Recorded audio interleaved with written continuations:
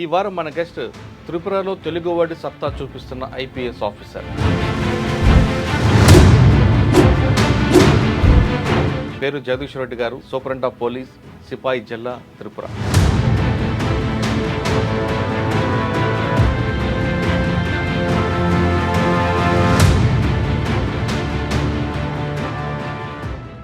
Sir, first posting ఎక్కడ ఇచ్చారు? ASP నేను సౌత్ త్రిపురలో ఉన్నాను. అక్కడే ఉందండి ఛాలెంజెస్. వెస్ట్ త్రిపురలో ఉన్నప్పుడు ఏం ప్రాబ్లం రాలేదు. బట్ విశాల్ గారికి అక్కడికి వెళ్తాను, నాకు పర్సనల్ పక్కన ఉన్న సెక్యూరిటీ కూడా సార్ ఇక్కడ బయట తిరగకండి సార్, ఇది చాలా డేంజరస్ ప్లేస్ సార్ ఎంతలా చెప్పారంటే అంత సెన్సిటివ్గా ఉండేది సార్. బంగ్లాదేశ్ అనగానే పాకిస్తాన్ నుంచి నేపాల్ మీదుగా బంగ్లాదేశ్ వచ్చి బంగ్లాదేశ్ నుంచి కూడా ఇండియాలోకి వస్తుంటారు అనేది ఒక వార్త ఉంది. ఇంతవరకు మేము బార్డర్ ఏరియాస్ మీద ఎక్కువ ఫోకస్ పెట్టినప్పుడు ఏంటంటే అండి, అక్కడ బంగ్లాదేశ్ వాళ్ళతో వాళ్ళకు ఫ్యామిలీ రిలేషన్స్ ఉన్నది కాబట్టి టు అండ్ ఫ్రో మూవ్మెంట్ ఉంటుందండి. బట్ లార్జ్ స్కేల్లో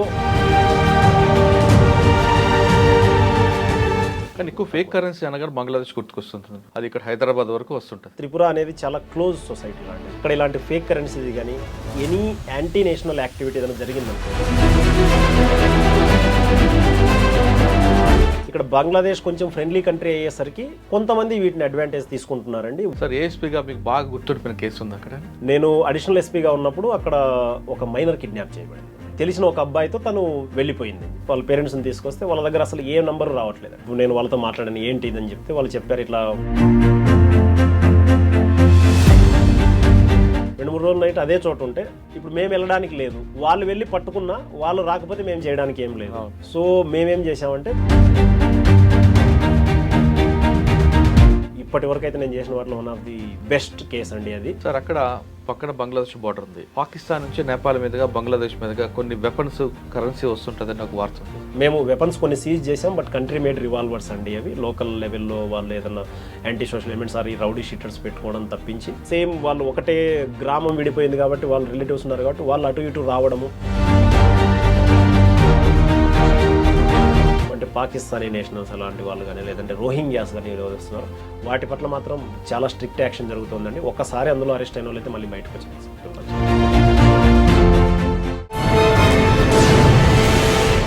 వెల్కమ్ టు క్రైమ్ డైరీస్. ఈ వారం మన గెస్ట్ త్రిపురలో తెలుగువాడి సత్తా చూపిస్తున్న ఐపీఎస్ ఆఫీసర్. పేరు జగదీష్ రెడ్డి గారు, సూపరింటెండెంట్ ఆఫ్ పోలీస్, సిపాయి జిల్లా, త్రిపుర. జగదీష్ రెడ్డి గారు అనంతపూర్లో పుట్టి పెరిగి అక్కడే చదువుకొని తర్వాత సివిల్ సాధించారు. సివిల్ సాధించిన తర్వాత సాధారణంగా అందరూ కూడా హోమ్ క్యాడర్ కోరుకుంటారు. కానీ ఆయన సిక్కిం వచ్చింది, గవర్నమెంట్ అలాట్ చేసింది ఇంట్లో సిక్కిం, త్రిపుర వస్తే ఎటువంటి అబ్జెక్షన్ లేకుండా త్రిపురలో వెళ్ళి అక్కడ తన తెలుగు వాడి సత్తా చూపిస్తున్నారు. అక్కడ క్రైమ్ ఎలా ఉంటుంది, ఆ క్రైమ్ని ఏ విధంగా ఆయన దాన్ని అర్థం చేసుకొని దాంతో పాటు వెళ్తున్నారు, దాన్ని ఎలా కంట్రోల్ చేస్తున్నారు విషయాలతో పాటు ఇక్కడ నుంచి వాతావరణం మారిన తర్వాత అక్కడ ఎలా అడ్జస్ట్ అయ్యారు, ఫుడ్ కానీ భాష కానీ అన్న విషయాలతో పాటు ముఖ్యంగా చెప్పాలంటే త్రిపురలో ఎక్కువగా డ్రగ్స్కి మీదకు ఫోకస్ చేస్తున్నారు. డ్రగ్స్కి అరెస్ట్ చేయడమే కాకుండా ప్రజల్లో అవగాహన కల్పించడంతో పాటు ముఖ్యంగా మీడియాకు కూడా అవగాహన కల్పించడంలో ఆయన ప్రముఖంగా ఉన్నారు. అంటే డ్రగ్స్ అరికట్టడంలో మీడియా పాత్ర ఉందంటూ ఆయన ఒక మీటింగ్ కూడా పెట్టి స్పెషల్గా చేస్తున్నారు. దాని వెనక ఉన్న ఉద్దేశం ఏంటి, డ్రగ్స్ అరికట్టాలంటే అక్కడ కేవలం అరెస్ట్లే కాదు, ఏం చేస్తే డ్రగ్స్ని పూర్తిగా నిర్మూలించవచ్చు అనే విషయాన్ని సార్ అడిగి తెలుసుకోండి. సార్, నమస్తే అండి. నమస్తే అండి. ముఖ్యంగా ముందుగా మీకు కంగ్రాట్స్ అండి. మన తెలుగు వాళ్ళందరూ కూడా మొత్తం దేశం మొత్తం కనిపిస్తున్నారు. అందులో రమేష్ రెడ్డి గారు, మీరు చాలామంది కనిపిస్తుంటారు. సాధారణంగా సివిల్స్ రాగానే వేరే వేరే కేటర్కి వెళ్ళడానికి ఇష్టపడరు కొంతమంది. అందరూ ముఖ్యంగా చెప్పి నార్త్ ఈస్ట్ అంతా మనకు ఐసోలేట్గా కనిపిస్తుంది, మన వాతావరణం కాదు. కానీ మీలాంటి వాళ్ళు వెళ్ళి అక్కడ తన పవర్ చూపిస్తున్నారు. అది చాలా గ్రేట్ విషయం చెప్పుకోవాలి. ముఖ్యంగా త్రిపురలో క్రైమ్ నేచర్ కనిపిస్తుంటే ఎక్కువగా డ్రగ్స్ మీద ఎన్డీపీసీ యాక్ట్ ఎక్కువ కనిపిస్తుంటుంది. దాన్ని అరెస్ట్ చేయడం అనేది కాకుండా వాళ్ళు అవగాహన తేయడానికి కూడా మీరు ఎక్కువగా ప్రయారిటీ తేయడం, రెండు మీడియా రోల్ ఏంటి అనేది ఒక సెమినార్ పెట్టి మీరు వాళ్ళకి కూడా అవగాహన కల్పించడం వెనక ఉద్దేశం ఏంటి? ఈ రెండు ప్రశ్నల సమాధానం చెప్పే ముందు జగదీష్ రెడ్డి గారి కుటుంబ నేపథ్యం, అనంతపురం జిల్లా నుంచి త్రిపుర వరకు మీ జర్నీ చెప్పండి. థ్యాంక్ యూ మురళీధర్ గారు. మీరు మొత్తం మొదటి నుంచి నా కెరియర్ స్టార్టింగ్ నుంచి మొత్తం త్రిపుర గురించి విపులంగా చెప్పినందుకు. నేను పుట్టింది అనంతపురం జిల్లా అండి, తాడిపత్రిలో.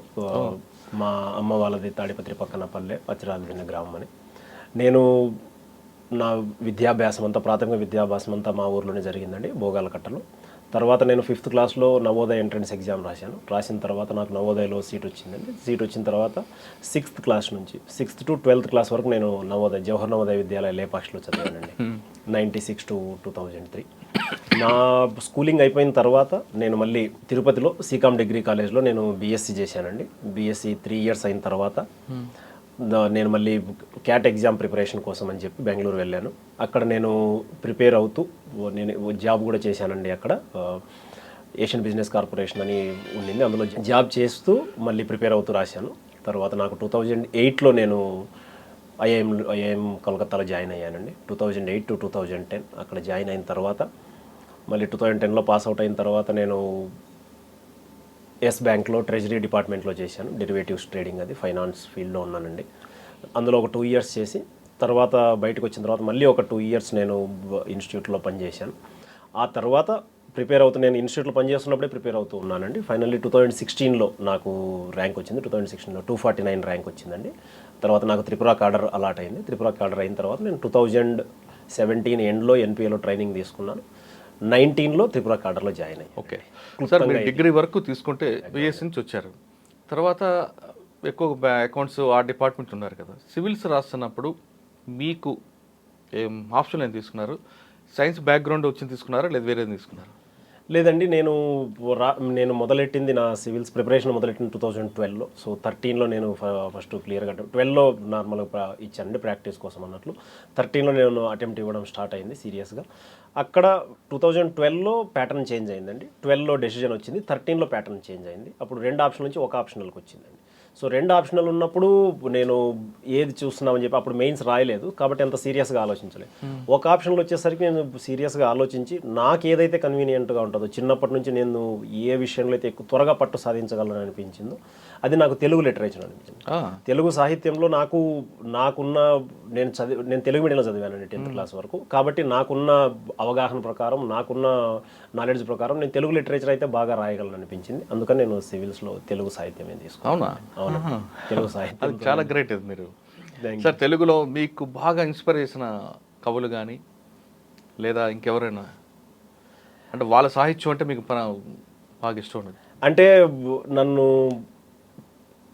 నేను స్ఫూర్తి పొందింది లేదు ప్రేరణ చెందింది అయితే శ్రీశ్రీ గారితో అండి. చాలా ఆవేశమైన కవిత్వం ఉంటుంది కాబట్టి చాలామందికి నా ఒక్కడికే కాదు చాలామంది తెలుగు విద్యార్థులు కానీ సాధారణ జనరల్గా తెలుగు వాళ్ళకే కూడా శ్రీశ్రీ అంటే చాలా అదో రకమైన ఆవేశం ఉంటుందండి. అలా ఎక్కువ మామూలుగా ఆవేశం అని చెప్పొచ్చు. శ్రీశ్రీ కవిత్వం చదివితేనే ఆవేశం, ఆయన కవిత్వంలోనే ఆవేశం ఉంటుంది. సో ఎక్కువ శ్రీశ్రీ గారిని చూసి ప్రేరణ ఇన్స్పైర్. ఆయన బాగా నచ్చింది చెప్పండి ఒకటి, శ్రీశ్రీ గారి కవిత్వం.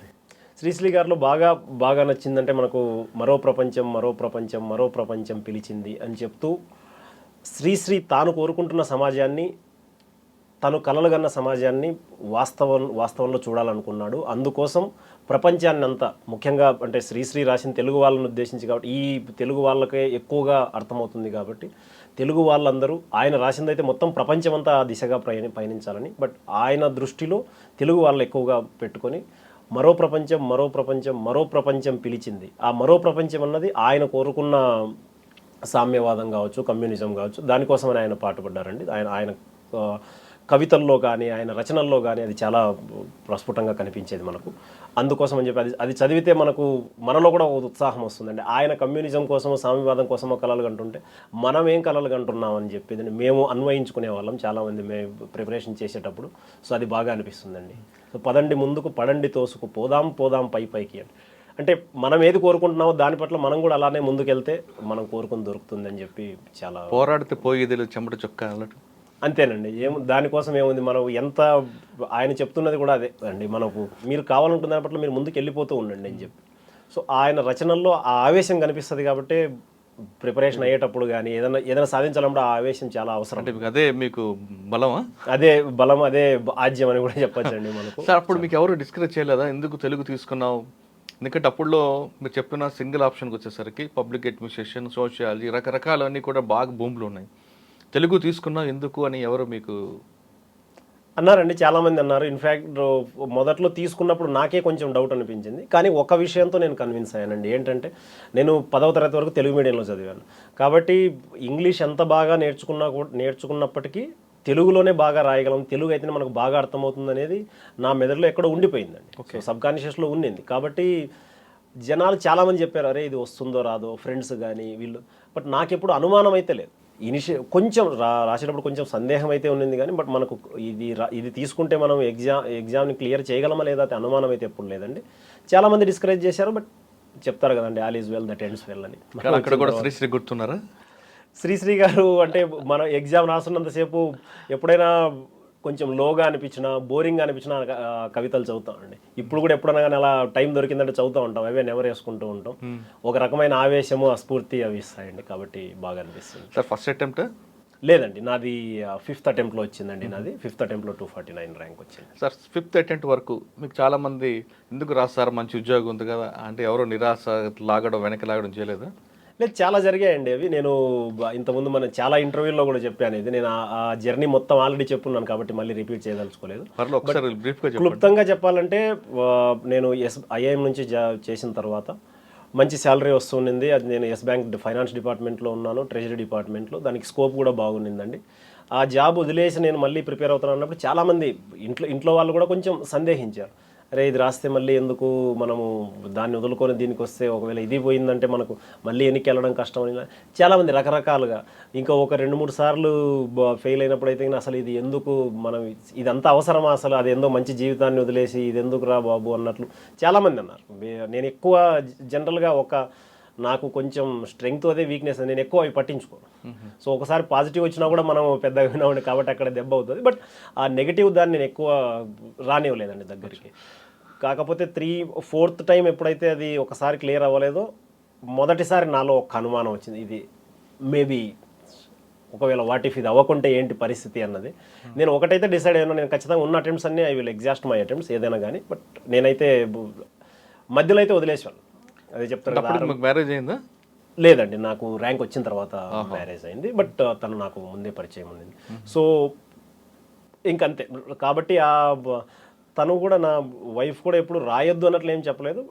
షీ వాజ్ మెయిన్లీ సపోర్టింగ్ మీ. ఒకవేళ రాకపోయినా పర్లేదు, ఆ దృక్పథంతో నన్ను పాజిటివ్గా ఉంచడం కోసం తను చాలా కష్టపడిందండి.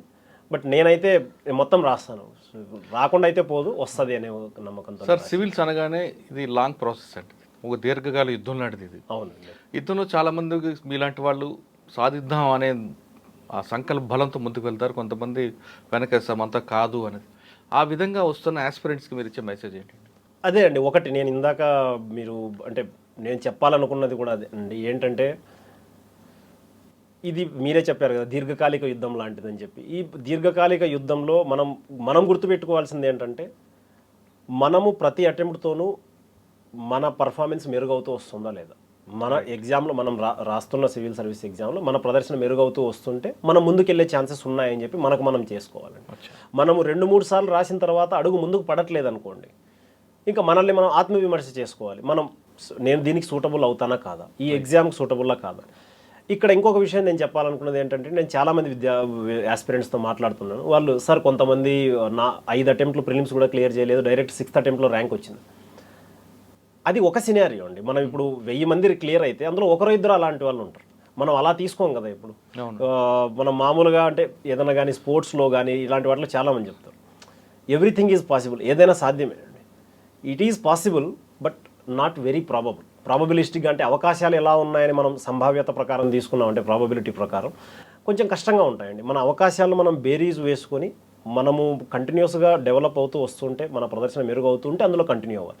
లేదు అవ్వట్లేదు అంటే మనం పక్కకు తప్పుకోవడం కష్టమే అండి. నేను కూడా రాశాను కాబట్టి మేబీ మీరు నన్ను అడిగితే సార్ మరి ఇప్పుడు మీరు 5 అటెంప్ట్ రాశారు కదా, 4వ అటెంప్ట్ తర్వాత మీరు తప్పుకొని ఉండొచ్చు కదా అని అంటే, నా ప్రదర్శన మెరుగవుతూ వచ్చింది. ఫస్ట్ నాది ప్రిలిమ్స్లో నేను 0.5 మార్క్స్తో ప్రిలిమ్స్ పోయిందండి. నాది ఫస్ట్ 209 కట్ ఆఫ్ ఉండింది, నాకు 208.33 వచ్చింది. ఆ తర్వాత అటెంప్ట్ మెయిన్స్లో పోయింది, మళ్ళీ మెయిన్స్లో పోయింది, ఆ తర్వాత ఇంటర్వ్యూలో పోయింది. సో నా ప్రదర్శన మెరుగవుతూ వచ్చింది కాబట్టి నేను బయటి వాళ్ళు ఏమనుకున్నా లోపల నాకు ఒక నమ్మకం ఉంది, నేను మెరుగవుతూ వస్తున్నా కాబట్టి నేను క్లియర్ చేయగలను. అది ఎవరికి వాళ్ళకే అర్థమవుతుందండి, పక్క వాళ్ళకి ఎవరికి అర్థం. సో అలా రాసినప్పుడు వాళ్ళకు మెరుగవుతూ వస్తుంటే మీరు కంటిన్యూ చేయండి. లేదంటే ఇది బాధగా అనిపించవచ్చు, మీరు రాసి వేరే కెరియర్ ఉందండి. జీవితం అంటే ఇది ఒక్కటే కాదు. ఓకే ఫైన్, ఇది వస్తే మంచిదే ఆల్ అండ్ వెల్. బట్ మనం 10 లక్షల మంది అప్లై చేస్తే 1000 సీట్లు ఉన్నప్పుడు, 6-7 లక్షల మంది ఎగ్జామ్ రాస్తారండి. 1000 సీట్లు ఉన్నప్పుడు ఆ 1000 మంది తప్ప మిగతా 5,99,000 మంది రాదండి, అంతే. బై నేచర్ అలానే ఉంటుంది. కాబట్టి మనం ఇంకా వేరే ఉన్నాయి కదా, చూసుకోవచ్చు కదా, అదే జీవితం కాదంటారు. చాలా అవకాశాలు ఉన్నాయండి. ఇప్పుడు ఇండియా మనకు చాలా ఫాస్ట్ డెవలపింగ్ కంట్రీ కదండి. మనం ఇప్పుడు పెద్ద దేశాల్లో మనది చాలా ర్యాపిడ్గా డెవలప్ అవుతున్న దేశం. కాబట్టి చాలా అవకాశాలు ఉన్నాయి. ఒక్కసారి మనం మన దృష్టిని మనం వాటి మీదకి మరల్చుకుంటే దీని నుంచి వెళ్ళిపోయినప్పుడు మనకు కొంచెం కష్టంగానే ఉంటుంది, కొంచెం ఇబ్బందిగా అనిపించవచ్చు మనకు. కాకపోతే ఏంటంటే ఒక్కసారి మనం వేరే అవకాశాలు చూసామనుకోండి, చాలా బాగా కన్వీనియంట్గా మనకు చాలా ఆనందంగా జీవితాన్ని గడిపే ఛాన్స్ ఉంటుందండి. అది నేను సరే, మీరు తెలుగు తీసుకొని వెళ్ళారు, ఇంటర్వ్యూలో ఏమడిగారండి తెలుగు సంబంధించింది? తెలుగుకు సంబంధించి స్పెసిఫిక్గా ఏం అడగలేదండి నన్ను. ఎందుకు తీసుకున్నారనేది ఇప్పుడు మీరు ఇందాక అన్నారు కదా, అదైతే అడిగారండి. నేను అదే నాకు ఒకటైతే క్లియర్ ఉంది సార్.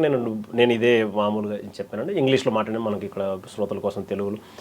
నేను చెప్పాలనుకున్నది ఏంటంటే, నేను 10వ తరగతి వరకు తెలుగు మీడియంలో చదివాను. కాబట్టి నాకు తెలుగు అర్థమైనంత బాగా ఇంగ్లీష్ అర్థమవు. నా ఇంగ్లీష్ మేబీ నాకు కొంచెం బెటర్గానే వచ్చండి, రాదని కాదు. కాకపోతే ఆ భాషలో వ్యక్తీకరించడంలో, ఆ భాషలో మన భావాలు ఎదుటి వాళ్ళకి అర్థమయ్యేలా చెప్పడంలో తెలుగులో నేను బాగా చెప్పగలుగుతానండి ఇంగ్లీష్ కంటే. కాబట్టి నాకు అనిపించింది ఏంటంటే తెలుగులో నేను బాగా రాయగలనని చెప్పి, అది ఒకటి. రెండవది ఏంటంటే సార్, నేను తెలుగులో చూసి ఉన్నాను. తెలుగు సాహిత్యంలో ఉన్న సిలబస్ కానీ, తెలుగు సాహిత్యంతో ఎగ్జామ్ క్లియర్ చేసిన వాళ్ళతో మాట్లాడిన తర్వాత కానీ నాకు చాలా గట్టి నమ్మకం ఏర్పడింది, నేను తెలుగు సాహిత్యంతో బాగా క్లియర్ చేయగలనని చెప్పి. అందుకోసమనే నేను తెలుగు సాహిత్యం. అంటే మీకు అమ్మ భాష మీద ఎక్కువగా అభిమానం అనుకుంటా. అంతే కదండి. అంటే అందులో ఉన్న ఆనందం వేరేగా ఉంటుంది కదండి. అంతేనండి. ఇప్పుడు మనకు మన భాషలో మనం ఆప్షనల్ తీసుకొని రాయడంలో అందులో క్లియర్ చేస్తే ఎగ్జామ్ నాకు ఆనందం వేసిన విషయం ఏంటంటే, నేను ఎగ్జామ్ క్లియర్ చేసిన అది నాకు చాలా ఆనందం అండి, అందులో ఏమాత్రం అనుమానం లేదు. బట్ ఇది ఇంకా చాలామందిని ఇన్స్పైర్ చేస్తుందండి. ఎవరైతే తెలుగు మీడియం విద్యార్థులు ఉన్నారో, తెలుగులో రాయాలనుకుంటున్నారో వాళ్ళకు కూడా చాలా స్ఫూర్తి పొందుతారని నేను ఆశిస్తున్నాను. యాక్చువల్ చాలామంది నాకు మెసేజ్ కూడా చేశారండి. ఆ తర్వాత ఇప్పుడు కూడా ఇంటర్వ్యూలో ఎవరెవరైతే వెళ్తుంటారో నేను ఇంటర్వ్యూ గైడెన్స్ కూడా ఇస్తుంటాను వాళ్ళకి. తెలుగు ఆప్షనల్ తీసుకున్న వాళ్ళు కానీ, తెలుగు మీడియం తీసుకున్న వాళ్ళు కానీ నాకు సలహాల కోసం సార్ ఇలా ఉంది పరిస్థితి ఏంటి ఇదని ఆ వాట్సాప్ గ్రూపుల్లో మెసేజ్ చేస్తుంటారు, నేను రెస్పాండ్ అవుతుంటాను. ఇప్పుడు కూడా ఒకరిద్దరు తెలుగులో సక్సెస్ అయినట్టున్నారు. సక్సెస్ అయినట్టు. అవునండి. Right sir.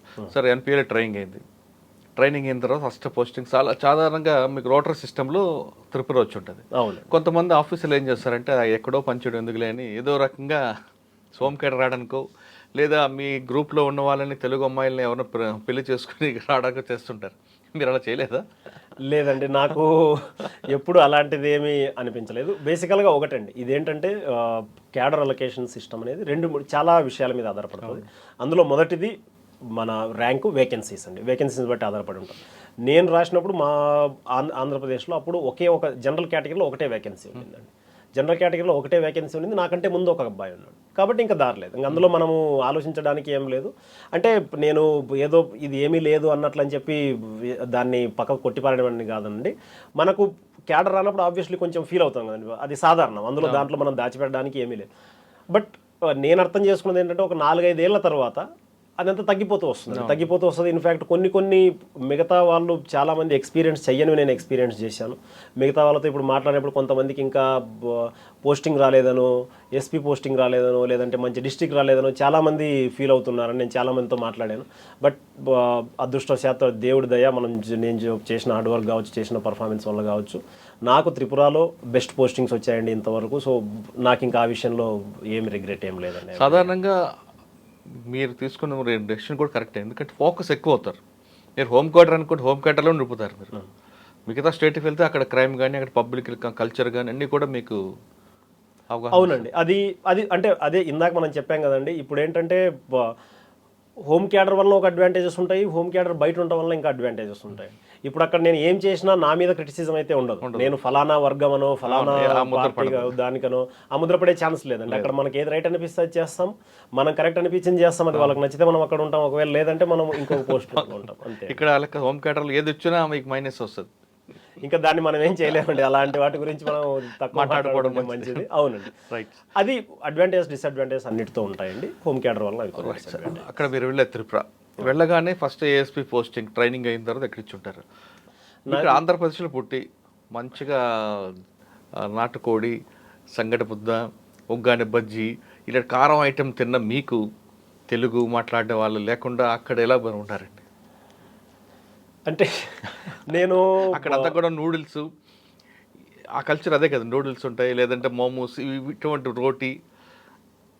లేదండి, అంటే ఇది ఒక జనాలకున్న ఒక కైండ్ ఆఫ్ అపోహ అండి. ఇది అక్కడ ఏంటంటే త్రిపురలో 2/3 పాపులేషన్ దాకా బెంగాలీ పాపులేషన్ ఉంటుందండి. సో బెంగాలీలు మనకు తెలుసు, బెంగాలీ పాపులేషన్ వాళ్ళు తినేది ఎక్కువగా తినేది అన్నము, పప్పు, ఫిష్ అండి. ఇది మామూలుగా ఎక్కువ తినేది వాళ్ళు చేప, అన్నం. కాబట్టి రైస్ అనేది ఏమి ఇబ్బంది లేదు, మనం తిన్న లాంటిది. అందులో ఎక్కువ పెద్ద ప్రాబ్లం ఏమి ఉండదు. ప్లస్ నేను 2 ఇయర్స్ ఐఎం కలకత్తాలో స్పెండ్ చేసి ఉన్నాను కాబట్టి బెంగాలీ వాళ్ళ ఫుడ్, వాళ్ళు తినే దాని పట్ల నాకు మంచి అవగాహన ఉందండి. నేను దానికి అలవాటు కూడా పడి ఉన్నాను కాబట్టి ఆ రకంగా నాకు ఎక్కువ అనిపించలేదు. బట్ వైఫ్కి ఎక్కువగా ప్రాబ్లం అయిందండి. She is directly from Hyderabad నుంచి. నేను రూరల్ బ్యాక్గ్రౌండ్ నుంచి వెళ్ళాను కాబట్టి నాకు అంతగా అనిపించలేదు. బట్ తనకు కొంచెం ప్రాబ్లమాటిక్గా అనిపించింది. But later she was also fine. కానీ మీకు ఉగ్గాని బజ్జీ, సంగటి ముద్ద దొరకవు కదండి, రాగి సంగటి. అది దొరకదండి, ఇంకా అదేం చేయలేదు, మనం ఇంట్లో చేసుకోవాల్సిందే. తర్వాత బెంగాలీ ఫుడ్ అన్నారండి. బెంగాలీ ఫుడ్లో ప్రతి దీంట్లో వాళ్ళు స్వీట్ ఉంటుంది. మీకు అది మరి ఇబ్బంది అనిపించలేదా? పప్పులో కానీ అన్నింటిలో వాళ్ళు స్వీట్ వేస్తారు, రసగుల్లా తింటారు, ఫిష్. మనకు కావాల్సిన ఇనిషియల్గా ఫస్ట్ డే అక్కడికి వెళ్ళినప్పటి నుంచి కూడా అండి, తో వైఫే వంట చేసేది. అప్పుడు మొత్తం తనే వంట చేసి, మేము వెళ్ళిన వెంటనే మేము చేసిన పని ఏంటంటే అక్కడ రైస్ కుక్కర్ అనేది తెచ్చుకొని మేము పెట్టుకున్నామండి. సో అక్కడ చేసే ఫుడ్ ఒక్కరోజు మాత్రమే అక్కడ బయట ఫుడ్ తీసుకున్నాం అక్కడ. తర్వాత నుంచి మేమే చేసుకోవడం మొదలెట్టామండి. సో అంత ఎక్కువ ప్రాబ్లం ఏం అవ్వలేదు. కానీ భాష ప్రాబ్లం నాకు అక్కడ మామూలుగా ఎక్కువ అడ్మినిస్ట్రేషన్లో ఎక్కువ ఇంగ్లీష్, హిందీ నడుస్తుంది కాబట్టి ఏం ప్రాబ్లం ఏం లేదండి. బెంగాలీ లాంగ్వేజ్ ఇంకా అక్కడ ట్రైబల్ పాపులేషన్ 1/3 దాకా ఉంటుంది. సో మోర్ దాన్ 1/3 ఉంటుందండి. సో ఆ ట్రైబల్ పాపులేషన్ వాళ్ళు మాట్లాడే లాంగ్వేజ్ బెంగాలీ నాకు అర్థమవుతుంది, నేను మాట్లాడగలను కూడా కొంచెం సమ్ ఎక్స్టెంట్. మిగతా అక్కడ ఉన్న ట్రైబల్ లాంగ్వేజెస్లో కూడా నాకు కొంచెం అర్థమవుతుందండి. ప్రయత్నిస్తున్నాం త్వరలోనే అది కూడా భాష. పబ్లిక్ ఇంటరాక్ట్ లోకల్ లాంగ్వేజ్ అయితే వాళ్ళు ఓన్ చేసుకుంటారు కదా, వాళ్ళు ఓన్ చేసుకుంటారండి. మీరు అది ఎగ్జాక్ట్లీ మనం ఆ భాషలో మాట్లాడితే, ఇప్పుడు బెంగాలీలో మాట్లాడటం కానీ వాళ్ళు మాట్లాడితే నేను అర్థం చేసుకోగలుగుతాను కాబట్టి చాలా విషయాల్లో మనం పరిష్కరించడానికి, లేదు ఎక్కువ విషయాలు పెద్దవి కాకుండా చూసుకోవడానికి, అక్కడే సాల్వ్ చేయడానికి చాలా పనికి వస్తుంది. సార్ ఫస్ట్ పోస్టింగ్ ఇక్కడ ఇచ్చారండి? నేను ఏఎస్పీ నేను సౌత్ త్రిపురలో ఉన్నానండి. ఫస్ట్ పిహెచ్క్యూలో పోలీస్ హెడ్ క్వార్టర్స్లో రిపోర్ట్ చేసిన తర్వాత పీటీఏలో అక్కడ ఒక 5-6 వీక్స్ ఉంటుందండి. అది అయిపోతేనే సౌత్ త్రిపురలోకి వెళ్ళానండి నేను. అక్కడ ఏముందండి ఛాలెంజెస్ మీకు? అక్కడ త్రిపుర గురించి అంటే జనాలు ఇక్కడ మీరు అడుగుతున్నారు కాబట్టి చాలామందికి అవగాహన ఉండకపోవచ్చు. త్రిపుర గురించి నేను చెప్పాలనుకున్నది ఏంటంటే, త్రిపుర ల్యాండ్ లాక్డ్ స్టేట్ అండి. త్రిపురకు 3 వైపులా ఆల్మోస్ట్ ఒక 90% బార్డర్ బంగ్లాదేశ్ ఉంటుంది. ప్రతి జిల్లాకు బంగ్లాదేశ్ బార్డర్ ఉంటుంది అక్కడ. సో 100 to 120 కిలోమీటర్స్ మాత్రం ఇంటర్ స్టేట్ బార్డర్ ఉంటుంది. మిగతాదంతా ఇంటర్ కంట్రీ బార్డర్ బంగ్లాదేశ్తో ఉంటుంది. మిగతాది 2 స్టేట్స్తో బార్డర్ ఉంటుందండి, ఒకటి అస్సాంతో, ఒకటి మిజోరాంతో. ఈ 2 అది నార్త్ త్రిపురలో ఉంటుంది. సో ఆ 120 కిలోమీటర్ స్ట్రెచ్ తీసేస్తే మిగతాదంతా దాదాపు 900 కిలోమీటర్లు బంగ్లాదేశ్తోనే బార్డర్ ఉంటుందండి. కాబట్టి ఆ బార్డర్ ఇష్యూస్, బార్డర్తో ఏవేవైతే క్రైమ్స్, జనరల్ క్రైమ్స్ ఉంటాయో అవి రెగ్యులర్గా ఉంటాయండి. ఇంకొక విషయం మనం ఇక్కడ దృష్టిలో పెట్టుకోవాల్సింది ఏంటంటే, మనకు పాకిస్తాన్ బార్డర్లా కాదండి బంగ్లాదేశ్ బార్డర్. బంగ్లాదేశ్ మనకు ఫ్రెండ్లీ కంట్రీ కాబట్టి, స్నేహపూరిత దేశం కాబట్టి మనం అక్కడ ఇక్కడిలాగా బంగ్లాదేశ్ పాకిస్తాన్ బార్డర్ లాగా అక్కడ వైలెన్స్ అక్కడ అలాంటిది ఏమీ ఉండదండి. అంటే కొంత వాళ్ళకంతా మనం చూస్తే పార్టీషన్ జరిగినప్పుడు మనకు తెలుసు కదండి, పేపర్ పార్టీషన్, దేశ విభజన జరిగినప్పుడు లిటరల్గా నేను అంటే మనం చదువుతూ ఉంటాం ఇక్కడ ఒక్కొక్క ఊర్లు డివైడ్ చేయబడ్డాయి, ఊర్లకు ఒక ఊరు 2 అయిపోయింది ఇలా అని చెప్పి. నేను అక్కడికి వెళ్ళి చూశానండి, ఒకటే ఊరు 2 భాగాలుగా విభజించబడి ఉంది.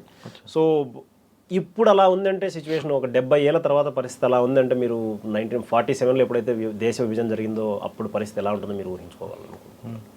అది ఎక్కువ ఛాలెంజెస్ అండి అక్కడ. ఇంకా అది కాకుండా ఎక్కువ ఎన్డీపీఎస్ అండి, ఇది డ్రగ్స్ది చాలా ఎక్కువ ఫోకస్ ఏరియాగా ఉంది ఇప్పుడు అక్కడ. నషాముక్ త్రిపుర అని చెప్పి గవర్నమెంట్ కూడా ఒక ప్రోగ్రామ్తో ముందుకెళ్తున్నామండి. అవి ఇవి 2 మెయిన్ ఛాలెంజెస్. సార్ బంగ్లాదేశ్ అనగానే కొంతమంది పాకిస్తాన్ అని కాకపోయినా పాకిస్తాన్ నుంచి నేపాల్ మీదుగా బంగ్లాదేశ్ వచ్చి, బంగ్లాదేశ్ నుంచి కూడా ఇండియాలోకి వస్తుంటారు అనేది ఒక వార్త ఉంది, అది నిజమంటారు? అంటే ఇంతవరకు మేము బార్డర్ ఏరియాస్ మీద ఎక్కువ ఫోకస్ పెట్టినప్పుడు ఏంటంటే అండి, అక్కడ బంగ్లాదేశ్ వాళ్ళతో వాళ్ళకు ఫ్యామిలీ రిలేషన్స్ ఉన్నది కాబట్టి 2 and fro మూవ్మెంట్ ఉంటుందండి.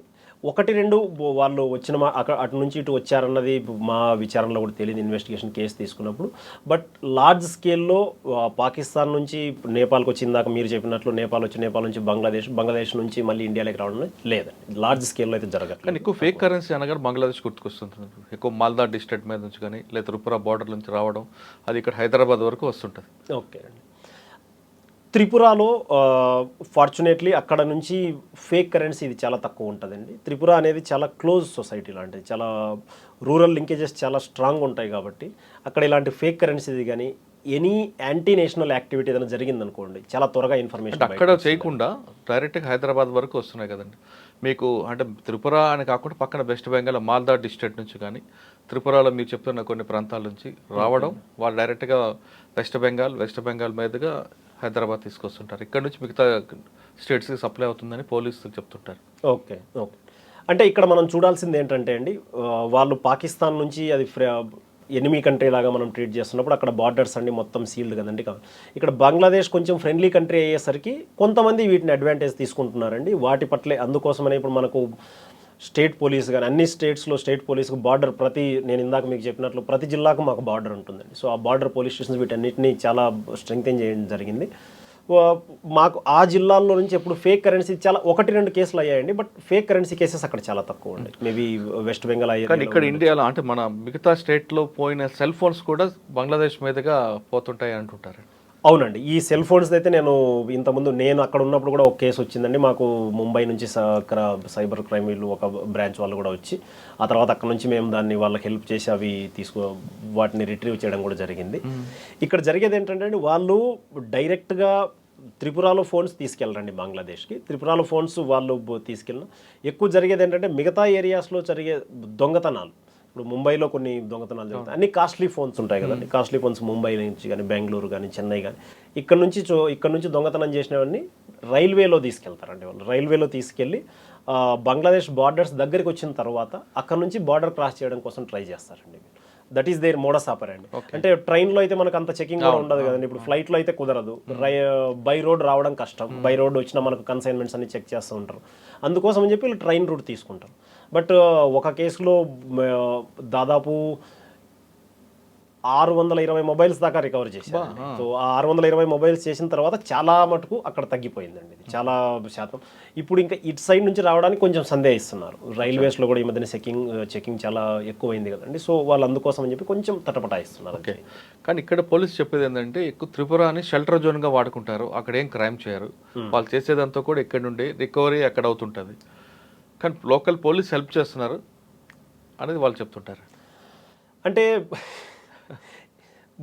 నేను మేబీ బహుశా అయి ఉండొచ్చు అండి. వాళ్ళు ఇక్కడ క్రైమ్ చేస్తున్నారంటే మాకు ఐడియా ఉండదు కదండి. వాళ్ళు ఇక్కడ నుంచి వస్తే ఒకటేంటంటే అక్కడ నుంచి చాలామంది వచ్చి హైదరాబాద్ కానీ బెంగళూరు కానివ్వండి, ఢిల్లీ కానివ్వండి, చెన్నైలో కానివ్వండి చాలామంది వాళ్ళు హాస్పిటాలిటీ ఇండస్ట్రీలో ఉంటారు. హాస్పిటాలిటీ ఇండస్ట్రీలో ఉంటారు కాబట్టి వాళ్ళు అలాంటి వాటిలో ఇన్వాల్వ్ అయి ఉంటారు. అంటే కొంతమంది ఇన్వాల్వ్ అయి ఉండొచ్చు అండి. It's like normal. ఒకవేళ ఇక్కడ ఎంత శాతం ఉంటుందండి, త్రిపుర కూడా ఇండియాలో పార్టీ కదండి. వాళ్ళకు మిగతా వాళ్ళకు ఎంత క్రైమ్ శాతం ఉందంటే అక్కడ కూడా అంత క్రైమ్ శాతం ఉంటుంది. అందులో డిఫరెన్స్ ఏం లేదు. అందులో మనము ఆశ్చర్యపోవాల్సిన విషయాలు ఏమీ లేవు. మరీ ఎక్కువగా ఏముండదు. కాకపోతే ఏంటంటే వీళ్ళు ఇక్కడ నుంచి చేస్తున్నారు కాబట్టి అక్కడికి వెళ్ళి ఇన్ని రోజులు త్రిపుర స్టేట్ గురించి ఎక్కువ డిస్కషన్లు ఎక్కడ లేవండి. ఈ మధ్యన డిస్కషన్ వచ్చేసరికి ఏమవుతుందంటే అందరూ వాళ్ళు అక్కడికి వచ్చిన తర్వాత తీసుకోవడము, ఆ కేసులు కూడా హైలైట్ అవ్వడము జరిగేసరికి కొంచెం ఎక్కువ మంది వస్తున్నారేమో అనే ఫీలింగ్ వస్తుందండి.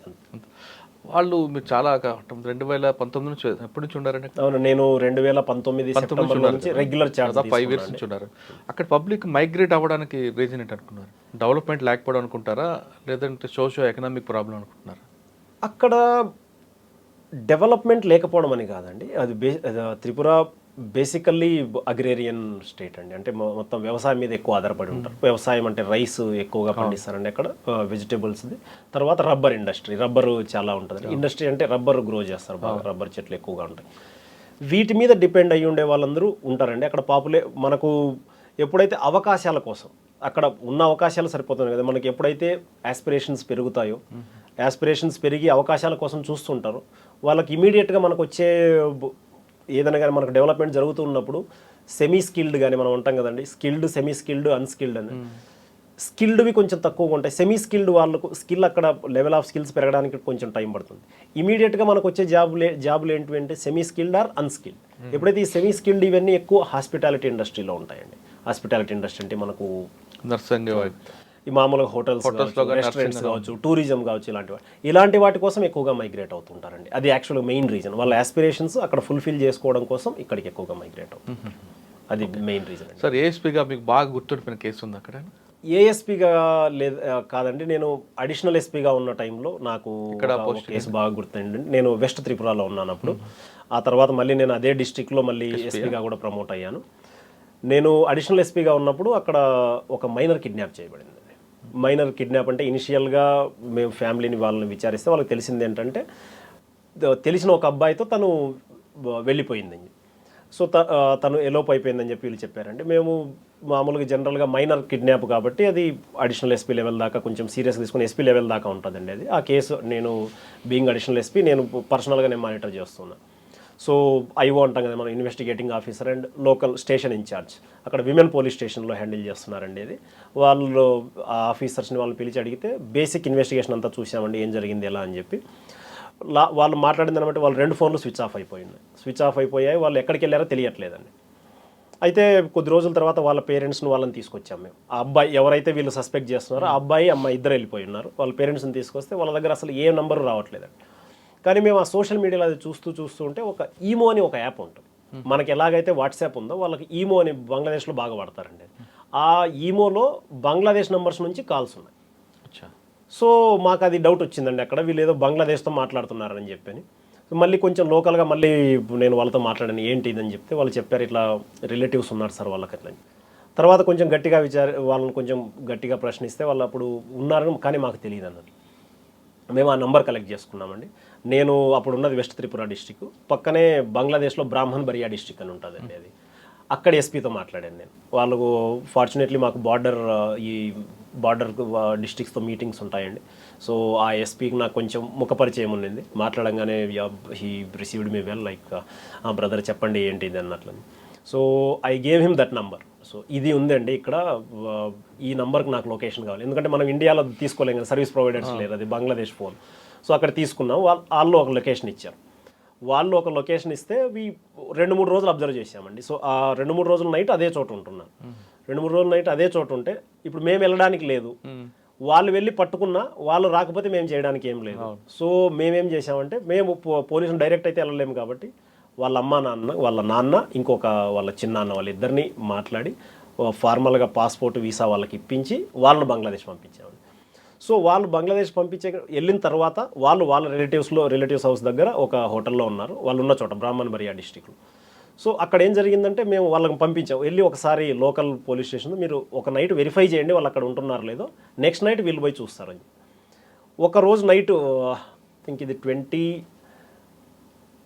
21 డిసెంబర్లో అనుకుంటాను, 21 డిసెంబర్, నేను ఎస్పీఐ కంటే జస్ట్ ముందు ఆ టైంలో డిసెంబర్లో ఆ టైంలో వాళ్ళు వెళ్ళారు.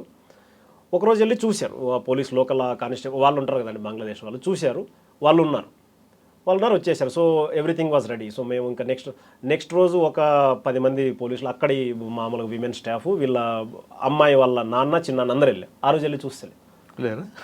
సో వర్ లైక్ అరే ఇదేంట్రా బాబు, ఇంత కోఆర్డినేషన్ చేసి వేరే కంట్రీ వాళ్ళతో కదండి మనకు ఆల్మోస్ట్ ఇంపాసిబుల్. అక్కడ మనకు 0 పవర్ ఉంటుంది అక్కడ. ఇక్కడ వేరే స్టేట్లో అయితే మనకు సేమ్ కంట్రీ కాబట్టి సమ్ పవర్, బికాజ్ ఐపీఎస్లో ఉన్నాం కాబట్టి బ్యాచ్మేట్స్ సీనియర్స్ ఉంటారు. అక్కడ ఏం లేదు. It's but good on his part. ఆ లోకల్ ఎస్పీ బాగా రెస్పాండ్ అయ్యారు. బట్ లాస్ట్ మూమెంట్లో మళ్ళీ మిస్ అయిపోయారు. అక్కడ జరిగింది ఏంట్రా అని చూస్తే అక్కడ వెళ్ళిన కానిస్టేబుల్ ముందు రోజు రెక్కీకి వెళ్ళినప్పుడు అతను యూనిఫామ్లో వెళ్ళారు.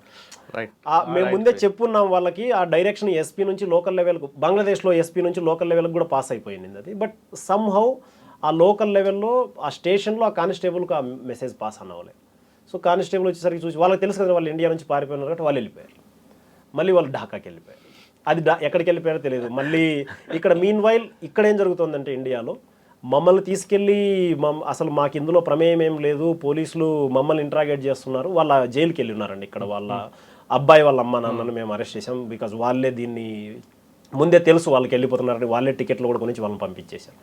సో వీళ్ళు హైకోర్టుకి వెళ్ళారు. ఇక్కడ హైకోర్టుకి వెళ్ళి మా మీద ప్రెజర్ వస్తుంది, వీళ్ళని ఎందుకు మీరు అరెస్ట్ చేసి పెట్టారు ఇది అని చెప్పి. ఒక పక్క మేము డీల్ చేస్తున్నానండి, అడిషనల్ ఎస్పీగా నేను మొత్తం చూస్తున్నా కాబట్టి నేనే దీని చేయాలి, దానికి మేము ఇక్కడ రిప్లై ఇస్తున్నాం.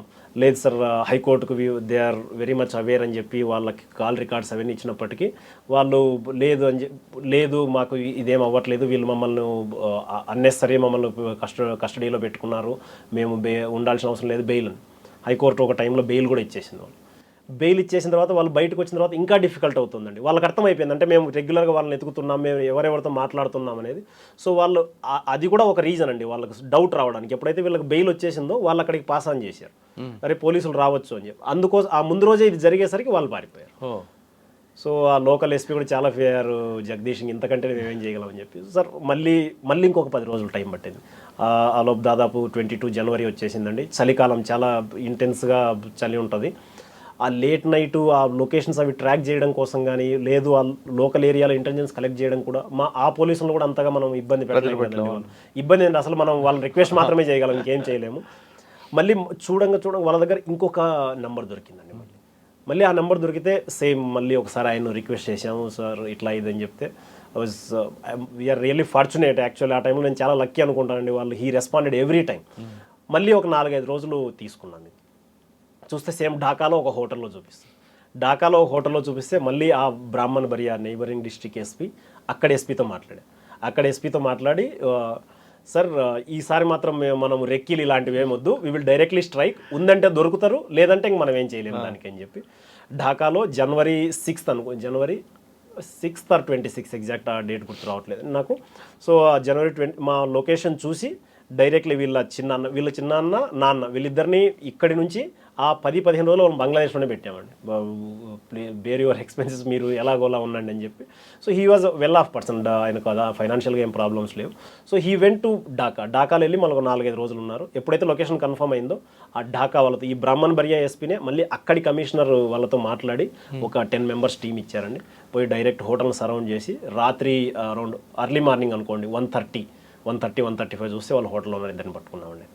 వాళ్ళిద్దరిని పట్టుకోవడం ఒక ఎత్తు, వాళ్ళని మళ్ళీ ఇప్పుడు ఇండియాకి ఎలా తీసుకురావాలి, ఎందుకంటే వాళ్ళు ఇమిగ్రేషన్ ప్రోటోకాల్స్ అవి ఉంటాయి, ఎలా తీసుకురావాలని చెప్పి. అమ్మాయి అయితే తీసుకురావచ్చు, because she is a minor, వాళ్ళు నాన్న తీసుకొని రావచ్చు లోకల్లో. అబ్బాయిని ఎలా తీసుకురావాలని చెప్తే మళ్ళీ ఇక్కడి నుంచి అప్పుడు ఇక్కడ లోకల్ సోషల్ వాళ్ళు కానీ వాళ్ళ కమ్యూనిటీ హెడ్ కానీ బాగా హెల్ప్ చేశారండి. మీరు ఇలా చేస్తే మొత్తం మన కమ్యూనిటీకి చెడ్డ పేరు వస్తుందని చెప్పి వాళ్ళ మీద కొంచెం ఒత్తిడి తీసుకొస్తే, వాళ్ళ అబ్బాయిని ఒత్తిడి తీసుకొస్తే మొత్తం 4 ఇక్కడికి వచ్చారండి. 4 వాళ్ళని బంగ్లాదేశ్ ఇది బై రోడ్ తీసుకొచ్చాం మేము. అఖౌరా చెక్ పోస్ట్ అని ఉంటుంది, చెక్ పోస్ట్ నుంచి ఇటు సైడ్ వచ్చామండి. ఇంత జరిగిన తర్వాత అమ్మాయి వెనక్కి వచ్చేసింది, ఆ అబ్బాయి ఎవరైతే ఇన్వాల్వ్ అయినారో అక్యూజ్డ్ అరెస్ట్ అయిపోయాడండి. ఇది అతను మొత్తం మా స్టేషన్కి వచ్చాడు, తర్వాత నా ఆఫీస్కి వచ్చి మొత్తం అందరికి స్వీట్లు పంచారు. సార్ అసలు మేము వెనక్కి వస్తుంది అనుకోలేదండి. రియల్లీ ఒక అమ్మాయిని రికవర్ చేసి తీసుకురావడంలో, అది బంగ్లాదేశ్ నుంచి తీసుకురావడంలో ఈ రోజుకు నేను ఐ థింక్ ఇప్పటి వరకు అయితే నేను చేసిన వాటిలో one of the best case అండి అది. నేను డైరెక్ట్గా కేసు డీల్ నేను సూపర్వైజ్ నేనే చేశాను కాబట్టి I'm really happy for that. ఇదైతే ఆ తర్వాత హైకోర్టులో ఉంది కదండి కేసు, హైకోర్టులో మళ్ళీ ప్రొడ్యూస్ చేసిన తర్వాత హైకోర్టు ఆన్ రికార్డ్ రాసిందండి. జడ్జిమెంట్ కాపీ కూడా ఉంది, అది I will give it to you. Case గురించి మాట్లాడండి, ఈ అబ్బాయి తీసుకెళ్ళాడు ఇదంతా, it has been proved beyond a doubt, so that person maybe as per law తనకు పనిష్మెంట్ అది ఇవ్వచ్చు అని చెప్పి. అప్పటికి ఇంకా కేసు పూర్తి అవ్వలేదు కాబట్టి ఛార్జ్ షీట్ చేయండి, తర్వాత జరుగుతుంది. లాస్ట్లో ఒక లైన్ రాశారండి ఒక పేరాలో, హౌఎవర్ ఇదని చెప్తూ, the effort of the police needs to be appreciated, especially the district police, అంటే నేమ్ అప్పటికి నేను ఎస్పీ అయినానండి. So SP west Tripura and the SHO station house officer needs to be appreciated for their role in recovering the girl from Bangladesh. Almost impossible circumstance అండి recovery చేయడం. మేము కూడా expect చేయలేదు, to be honest, ఇట్లా ఇంత బాగా జరుగుతుందని. బట్ అయిన తర్వాత మాత్రం I'm really happy that we could recover. Thank you. కొంచెం లెంగ్తీగా చెప్పినట్టున్నాను, బట్ ఇందులో చాలా ఇంట్రెస్ట్ ఉందండి. ఒక అమ్మాయి తప్పిపోయింది అన్న కేసులో చాలామంది ఏమంటారు, ఎల్లోపెంట్ నీ కూతురు ఎవరితో వెళ్ళిపోయిందో అనే. అవునండి, అది సాధారణంగా వచ్చేదే. కానీ మీరు అంత సీరియస్గా తీసుకున్నారు, అబ్బాయితో వెళ్ళిపోయింది. ఎందుకు అంత తీసుకున్నారండి? సాధారణంగా అమ్మాయి వెళ్ళిపోతే ఎక్కడైనా హ్యూమన్ ట్రాఫికింగ్ అయిందేమో భావనలో కొంతమంది ఉంటారు, కానీ అబ్బాయితో వెళ్ళిపోయిన విషయం మీకు తెలుసు. కానీ పర్టికులర్గా ఎందుకు ఆ కేసు మీద మీరు అంత ఎఫర్ట్ పెట్టాల్సి వచ్చింది? అంటే మీరు చేసిన పని మంచిదే, కానీ ఎందుకు అంత పెట్టాల్సి వచ్చింది? అంటే వాస్తవంగా అంటే మొదట్లో మేము కూడా అదే అనుకున్నామండి, కింద నుంచి వచ్చిన రిపోర్ట్ కూడా అదే, సార్ తెలిసిన అబ్బాయితోనే వెళ్ళిపోయింది.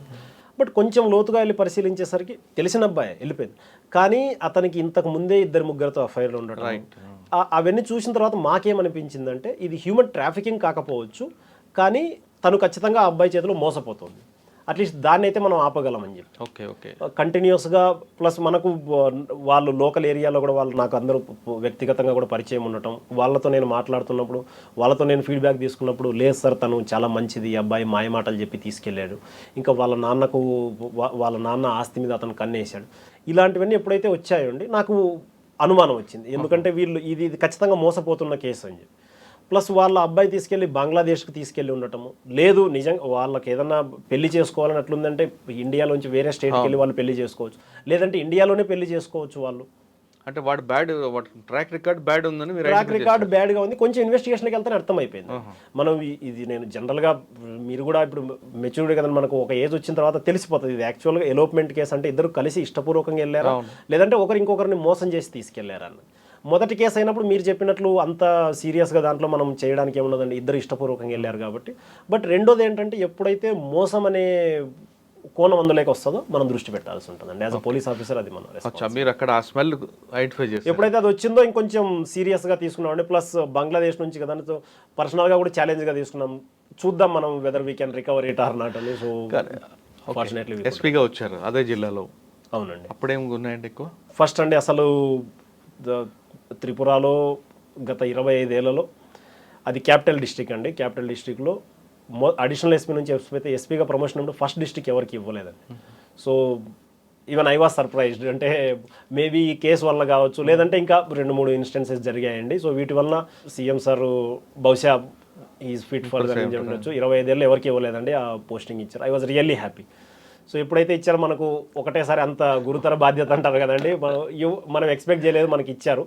బట్ చాలా దీన్ని ఖచ్చితంగా బాగా చేయాలని చెప్పి మన బాధ్యతను ఖచ్చితంగా నిర్వర్తించాలని నేను అనుకున్నాను అండి. ఛాలెంజెస్ అయితే సేమ్, నేను అప్పటిదాకా వన్ ఇయర్ నేను ఆల్రెడీ అడిషనల్ ఎస్పీగా చేసి ఉన్నాను కాబట్టి ఆ రెస్పాన్స్ అక్కడెక్కడ ఎలాంటి ఛాలెంజెస్ ఉన్నాయి, రాజకీయ సమీకరణాలు ఎలా ఉన్నాయని కానీ సమాజంలో ఉన్న పరిస్థితుల పట్ల నాకు అవగాహన ఉందండి. ఎక్కువ ఈ క్రైమ్ అగెనిస్ట్ ఉమెన్ ప్లస్ ఆ ఎన్డీపీఎస్ మీద అండి, ఈ రెండింటి మీద మెయిన్ ఫోకస్ ఉంది.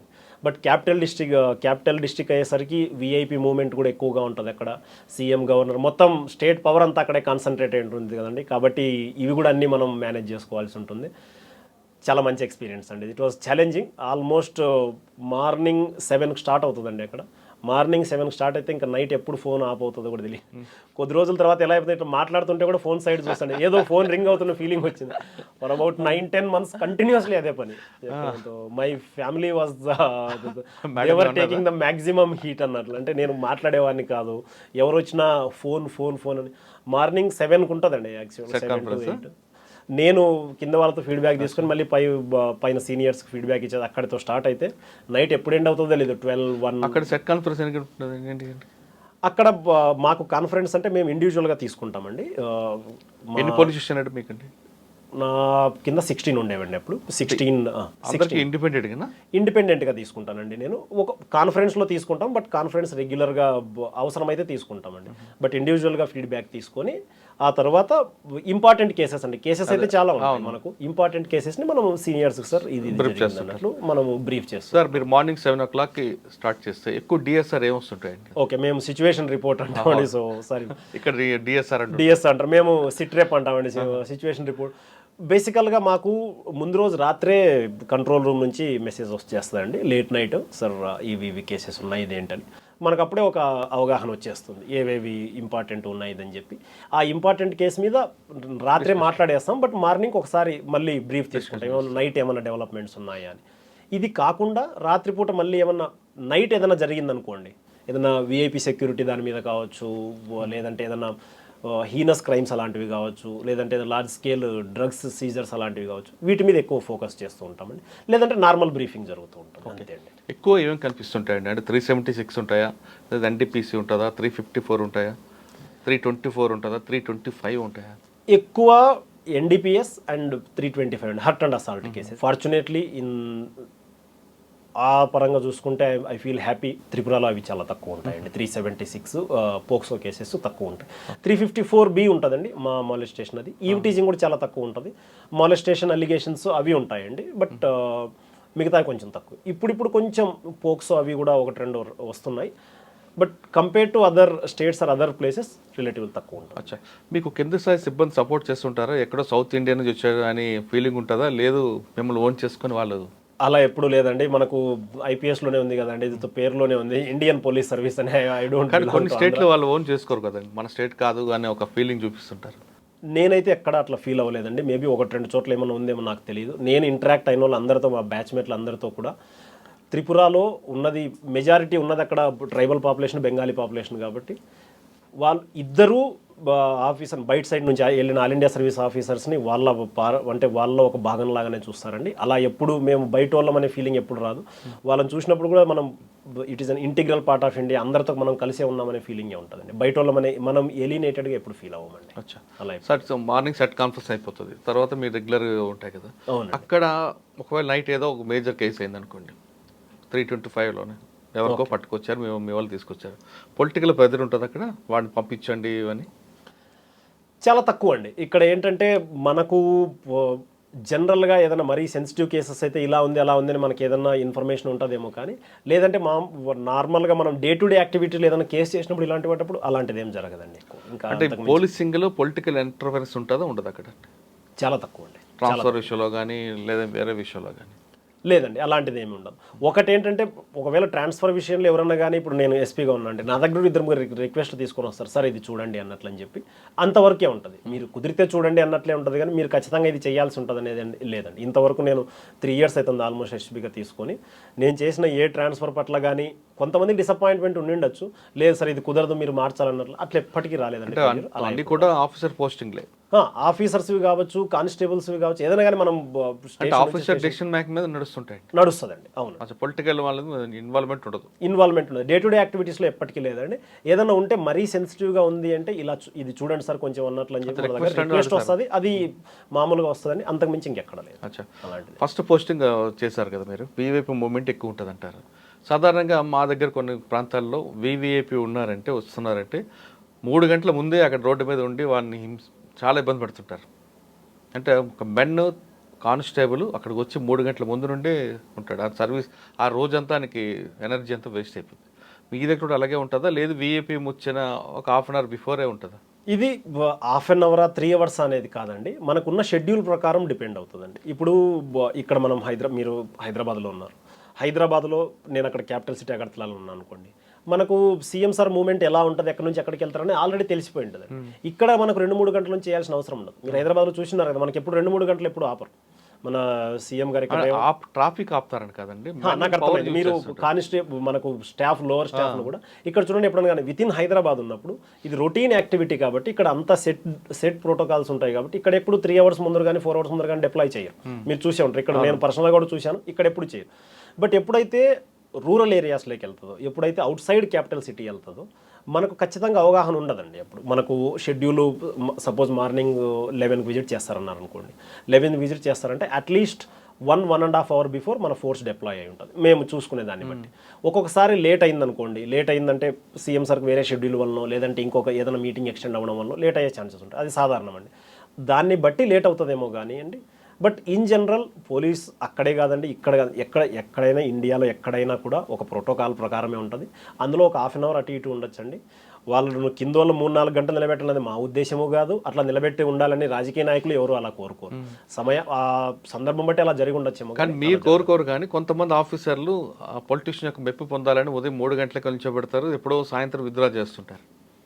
ఏమో నేనైతే నాకెప్పుడు అలా చేయమని కూడా ఎవరు చెప్పలేదండి, బట్ మేము కూడా చేయమంటే అందరూ people are matured enough. Sir first posting తర్వాత ఎక్కడికి వచ్చారు? నేను ఫస్ట్ పోస్టింగ్ తర్వాత సిపాయి జిల్లాకి వెళ్ళాను. ఇప్పుడు నేను అక్కడ ఆల్మోస్ట్ 2 years అవుతుంది. సిపాయి జిల్లాలో ఛాలెంజెస్ అంటే మెయిన్లీ బార్డర్ కూడా బంగ్లాదేశ్, మొత్తం బంగ్లాదేశ్ అండి. ఇక్కడ సిపాయి జిల్లా నేను ఇప్పుడున్న డిస్ట్రిక్ట్కి 100 kilometers బార్డర్ ఉంటుందండి బంగ్లాదేశ్. ఆ 100 kilometersలో 6.5 kilometers అన్ఫెన్స్డ్ ఉండింది. ఇప్పుడు మా ఫెన్సింగ్ అది నడుస్తుందండి. అక్కడ బిఎస్ఎఫ్ ఉంటుంది కదండి, బిఎస్ఎఫ్ ఉంటుంది. 3 kilometers ఇప్పుడు ఇంకా బార్డర్ అన్ఫెన్స్డ్ ఉందండి. అన్ఫెన్స్డ్ అంటే మీరు అది దీన్ని నమ్మాలంటే మీరు చూస్తే కానీ నమ్మలేరు అలాంటి పరిస్థితి అనమాట. మీరు ఒక అడుగు బంగ్లాదేశ్లో ఒక అడుగు ఇండియాలో ఉంటుంది, అట్లుంటుంది, లిటరల్గా అట్లుంటుంది. ఆ బార్డర్ పిల్లర్ దగ్గర తీసింది. మేము ఎలక్షన్స్ అప్పుడు అవి వెళ్తుంటాం కదా, ఒక కాలు ఇండియాలో ఒక కాలు బంగ్లాదేశ్లో పెట్టి ఫోటో కూడా తీసుకుంటాను. అక్కడికి వచ్చిన వాళ్ళు కూడా చాలామంది ఎలక్షన్ అబ్జర్వర్స్ వస్తారు కదండి, ఎలక్షన్ కోసం అబ్జర్వర్స్ వచ్చిన వాళ్ళు కూడా వాళ్ళు కూడా ఎప్పుడు చూడలేదు ఇది పేపర్లో మనం చదివి ఉంటాం కానీ సివిల్స్కి అప్పుడు, బట్ ఇలా జరిగింది ఇది ఏంటని చెప్పి. That is a major challenge. ఎందుకంటే మీరు ఇండియాలో బంగ్లాదేశ్లో మేము పోలీసులు ఉన్న వాళ్ళు ఇప్పుడు ఇండియా వాడు బంగ్లాదేశ్లోకి పారిపోతే మేమేం చేయలేరు. ఎందుకంటే రావచ్చు, వాళ్ళు ఇటుపక్క రావచ్చు, వాళ్ళు ఏం చేయలేరు. So that is one major challenge. అది ఇన్ జనరల్ అక్కడ ఛాలెంజ్ ఏంటంటే అండి, ఉన్న పాపులేషన్లో 50% is Bengali Hindu population, 50 to 55, 20-25% దాకా ట్రైబల్ పాపులేషన్ అండి, local tribal population, and another 20% is religious minority, Muslim population. So communally చాలా డైవర్స్ ఉంటుంది అక్కడ. So any type of problem, అది కమ్యూనల్ అంటే బిట్వీన్ టూ హిందూ ముస్లిం అయినా కావచ్చు, లేదంటే ట్రైబల్ నాన్ ట్రైబల్ అయినా కావచ్చు, ఈ రకంగా చాలా సెన్సిటివ్ డిస్ట్రిక్ట్ అండి. ఇన్ఫ్యాక్ట్ ఉన్న 8 జిల్లాల్లో అక్కడ మొత్తం ప్రతి ఒక్కరూ చెప్పేది ఏంటంటే this is the most sensitive district. సిపాయి జిల్లానే మోస్ట్ సెన్సిటివ్. ఇన్ఫ్యాక్ట్ మేము ఎలక్షన్ కమిషన్తో ఇది మీటింగ్ అయినప్పుడు కూడా, లాస్ట్ ఇయర్ అసెంబ్లీ ఎలక్షన్స్ జరిగాయండి, అప్పుడు నేను సిపాయి జిల్లాలోనే ఉన్నాను. ఎప్పుడైనా అసెంబ్లీ ఎలక్షన్స్ జరిగినప్పుడు ఎలక్షన్ కమిషనర్స్ అంతే, CEC sir Rajiv Kumar sir and other 2 ECs వాళ్ళ ఎస్పీ కలెక్టర్లతో ఫేస్ టు ఫేస్ మాట్లాడతారు అసలు ఎలా ఉందని. అసెంబ్లీ ఎలక్షన్స్కు, పార్లమెంట్ ఎలక్షన్స్కి అన్ని స్టేట్స్తో మాట్లాడరు. బట్ ఇది జరిగినప్పుడు ఏంటంటే అందరి డిస్ట్రిక్ట్స్తో ఫీడ్బ్యాక్ తీసుకుంటున్నారండి వాళ్ళు. అక్కడ చాలా వెస్ట్ త్రిపుర నుంచి, south Tripura, Gomati, other different districts. మా జిల్లాకి ఇంకా రాబోతున్నప్పుడు సార్ ఇదే అన్నారండి, now we will hear from infamous Sepahijala district. That is what అంటే ఎలక్షన్ కమిషన్ అలా చెప్పారు, we were like sir what. So it is that famous in that sense. But fortunately ఆ తర్వాత చాలా ఎవ్రీబడి అంటే మేము అందరం వర్క్ అయ్యామండి, సో అందరూ కలిసి పనిచేసాం. సో ఇదైంది. సో లాస్ట్ ఇది ఎంత సెన్సిటివ్ అని చెప్పడానికి ఒక మాట చెప్తాను. ఎలక్షన్ అయిపోయిందండి అక్కడ last year February 16th. Election అయిపోయిన తర్వాత నెక్స్ట్ రోజు పేపర్లో హెడ్డింగ్ 2-3 లోకల్ పేపర్లలో మా డిస్టిక్లో బిషాల్గఢ్ అని ఒక సబ్ డివిజన్ ఉంటుంది. మనకి ఇక్కడ సబ్ డివిజన్ అంటే మీకు ఐడియా ఉంటుంది, ఒక SDPO ఉంటుంది, దానికి DSP ర్యాంక్ ఆఫీసర్. బిషాల్గఢ్తో పాటు త్రిపుర మొత్తం పోలింగ్ ప్రశాంతమైంది.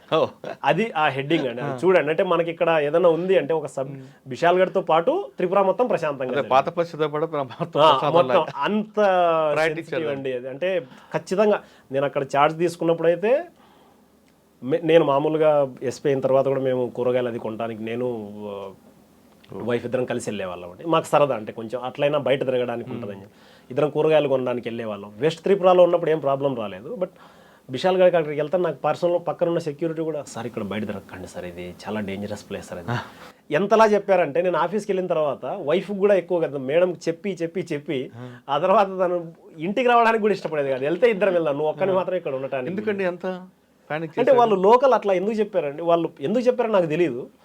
ఇంతకుముందు హిస్టరీ ఉండొచ్చు అండి, పాస్ట్ హిస్టరీ. ఇప్పుడు లేదు కాబట్టి మనము ఏం లేదనుకోవడానికి లేదు. బట్ నాకు చెప్పింది అయితే సార్ ఇక్కడ ఖచ్చితంగా ఎలక్షన్ టైంలో ఒక 2-3 మర్డర్లు అవుతాయి సార్. అరే ఎందుకురా బాబు మీరు అంతా ఇది అని చెప్పి అంత సెన్సిటివ్గా ఉండేదండి సార్. అంత సెన్సిటివ్ ఏరియాలో మీ పీస్ ఆఫ్ పోలింగ్ ఎలా చేసుకొచ్చారు? అంటే మీ ప్లాన్ ఆఫ్ యాక్షన్ ఏంటంటే అక్కడ? అంటే ట్రబుల్ మాంగర్స్ అందరినీ ముందు పీడియాక్ట్ చేశారా?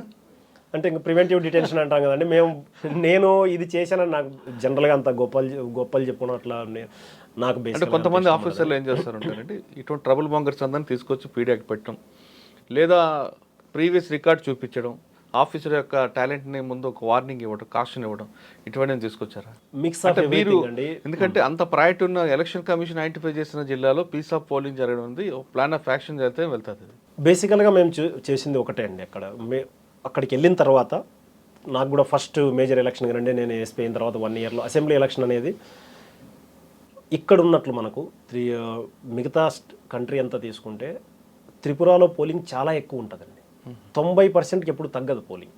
మనకి ఇక్కడ 90 అనేది ఎప్పుడు జరగదండి, ఇంపాసిబుల్. ఇక్కడ ప్రతి ఒక్కరు ఓటేస్తారు, ప్రతి ఒక్కరు ఓటేస్తారండి. అక్కడ ఓటు వేయకపోవడం అనేది చాలా తక్కువ. వాళ్ళు అక్కడ లేకపోతేనో లేదంటే వాళ్ళు ఎవరన్నా కానీ చనిపోయి ఉండి వాళ్ళది ఓటర్ లిస్టులో తీసేయకపోతేనే తప్పించి అక్కడ ఉన్న వాళ్ళు ఎవరు ఓటు వేయకపోవడం అనే ప్రసక్తే లేదు.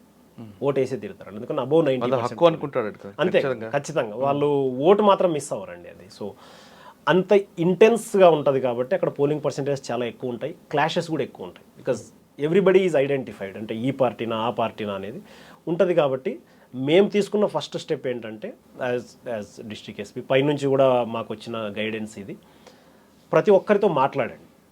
అన్ని పొలిటికల్ పార్టీ వాళ్ళని తీసుకొని ఏంటి అసలు ఫస్ట్ సమస్యలు ఏంటి, మీరు ఇలా కొట్టుకోవడానికని కానీ మీ దృష్టిలో సున్నితమైన ప్రాంతాలు ఏంటి, మెయిన్ పాయింట్ మీరు ఎక్కడెక్కడ మీకు ఇబ్బంది అవుతుంది అనుకున్నారు. సెన్సిటివ్, హైపర్ సెన్సిటివ్, క్రిటికల్, ఇది ఇంకా టెక్నికల్ లాంగ్వేజ్లో చాలా ఉంటుందండి. బట్ మేము ఐడెంటిఫై చేసింది అది ఎక్కడెక్కడ మనకి ఇబ్బందులు ఉన్నాయి వాళ్ళతో మాట్లాడాం. మొదట వాళ్ళతో తీసుకొని అపోజిషన్ వాళ్ళు ఆబ్వియస్లీ వాళ్ళు ఎక్కువగా చెప్తారు, రూలింగ్ పార్టీ వాళ్ళు ఎవరైతే ఎక్కడ వీక్గా ఉన్నాం అనుకుంటారో అక్కడ వాళ్ళు సెన్సిటివ్ అని చెప్తూ ఉంటారు. అవన్నీ కొలెక్ట్ చేసుకున్నాం. ఆ తర్వాత కమ్యూనల్ రిప్రజెంటేటివ్స్, కమ్యూనిటీ రిప్రజెంటేటివ్స్ ఉంటారు కదండి, ట్రైబల్స్ తరపున, నాన్ ట్రైబల్స్ తరపున, హిందూస్, ముస్లిమ్స్, క్రిస్టియన్స్ అందరినీ తీసుకొని ఒక మీటింగ్ చేశాం. మీకేది సెన్సిటివ్ అనిపిస్తుంది, ఎందుకు, ఇలా అంతా మొదటి నుంచి వాళ్ళ నుంచి సమాచారం సేకరించాం. ఆ తర్వాత డిస్టిక్లో మాకు ఇంటెలిజెన్స్ బ్రాంచ్ ఉంటుంది కదండి, ఇంటెలిజెన్స్ బ్రాంచ్ నుంచి మేము సమాచారం సేకరించాం. వీళ్ళందరూ చెప్పారు ఓకే, వాళ్ళు చాలా చెప్పుంటారండి, అంటే మనకు ఒక 30-40 దాకా చెప్పుంటారు వాళ్ళు. బట్ అన్నీ అలానే ఉండాలనేది ఏం లేదు కదా, మనకు వాస్తవంగా ఎక్కడ ఇబ్బందులు ఉన్నాయనేదాన్ని మొత్తం చూసుకున్నామండి. అలాంటి వాటి చోట్ల ఎక్కువగా ఫ్లాగ్ మార్చెస్ కానీ పోలీస్ ప్రజెన్స్ చూపించడం, రెగ్యులర్గా ఫ్లాగ్ మార్చెస్, నేను పర్సనల్గా వెళ్ళి అక్కడ ఫ్లాగ్ మార్చ్ చేశాను. కలెక్టర్ని కూడా కలెక్టర్ వాజ్ ఆల్సో ఇంట్రెస్టెడ్. మేము జాయింట్ ఫ్లాగ్ మార్చెస్ ఎప్పుడైతే కలెక్టర్ ఎస్పీ కలిసి మార్చ్ చేస్తారండి, it will have a huge impact. అంటే పబ్లిక్ కలెక్టర్ ఎస్పీ కలిసి తిరుగుతున్నారు అనేది పెద్ద విషయం కదండి. సో వాళ్ళు చూసి విజిబుల్ పోలీసింగ్ ఇచ్చారు. విజిబుల్ పోలీసింగ్ ఒకటి, అంటే ఆ ఏరియాలో పోలీస్ డామినేషన్, ఏరియా డామినేషన్ అంటాం కదా, మీరేం చేయడానికి లేదు, వీఆర్ ఆల్రెడీ హియర్, మీరు చేయడం కంటే ముందు మేమున్నాం, అది ఒకటి. ఇది చేసిన తర్వాత కూడా ఇంకొంతమంది ఉంటారు కదండి, వాళ్ళు మారరు, మనకు చెప్తాం కదా మనం వంకరగానే ఉంటుంది మనమే. అలాంటి వాళ్ళ మీద మీరు చెప్పినట్లు మనం ప్రివెంటివ్ యాక్షన్స్ కానీ ఇవన్నీ తీసుకుని వాళ్ళని బైండ్ డౌన్ చేయడం కానీ బైండ్ ఓవర్ చేసి వి ఎన్ష్యూర్డ్ దట్. ఇంకా ఎంత వీలైతే అంత ఇంపార్షియల్ యాక్షన్స్ అండి, all impartial actions, so that police is neutral, ఎవరు తప్పు చేసినా మీకు ఇబ్బంది ఉంటుంది అనే విషయం ఎప్పుడైతే వెళ్ళిపోయిందో, యాంటీ సోషల్ ఎలిమెంట్స్ అంటాం కదండి, వాళ్ళు కూడా కొంచెం కంట్రోల్లోకి వచ్చారు. టఫ్ అయిందండి, అక్కడ చాలా ఇష్యూస్ జరిగాయి, ఇబ్బందులు అయ్యాయి, రాత్రి మొత్తం నిద్రపోకుండా ఇవన్నీ అన్నీ జరిగాయి. But political leaders also responded very well అండి. అంటే జస్ట్ ఒక విషయం చెప్పి నేను ఇది ముగిస్తాను. లాస్ట్లో అక్కడ ఏమైందంటే ఒక చిన్న రూమర్ వచ్చిందండి. ఒక రూమర్ ఏంటంటే ఈవీఎంని ఎవరో తీసుకెళ్ళిపోయారు, లిటరల్గా చెప్పాలంటే దొంగలించారు అని చెప్పింది. అక్కడ ట్రైబల్ పార్టీ వాళ్ళకి డామినేషన్ ఉందండి, వాళ్ళు తిప్రామోత్ అనే ఒక పార్టీ ఉంటుంది, ఎవరో తీసుకెళ్ళిపోయారని చెప్పి వాళ్ళని. అరే ఇదేంటిది, ఈవీఎం దొంగలించడం ఏంటండి, ఇది February 16th పోలింగ్ జరిగిన రోజు రాత్రి 12 గంటలకు జరిగిన విషయం. మేము కంప్లీట్గా అలసిపోయినాం, యువర్ టోటల్లీ ఎగ్జాస్టెడ్. అప్పుడే ఇంటికి వచ్చాను, నేను ఇంటికి వచ్చి డిన్నర్ చేస్తున్నాను, ఈ మాట వచ్చింది, అరే ఈవీఎం దొంగలించారని.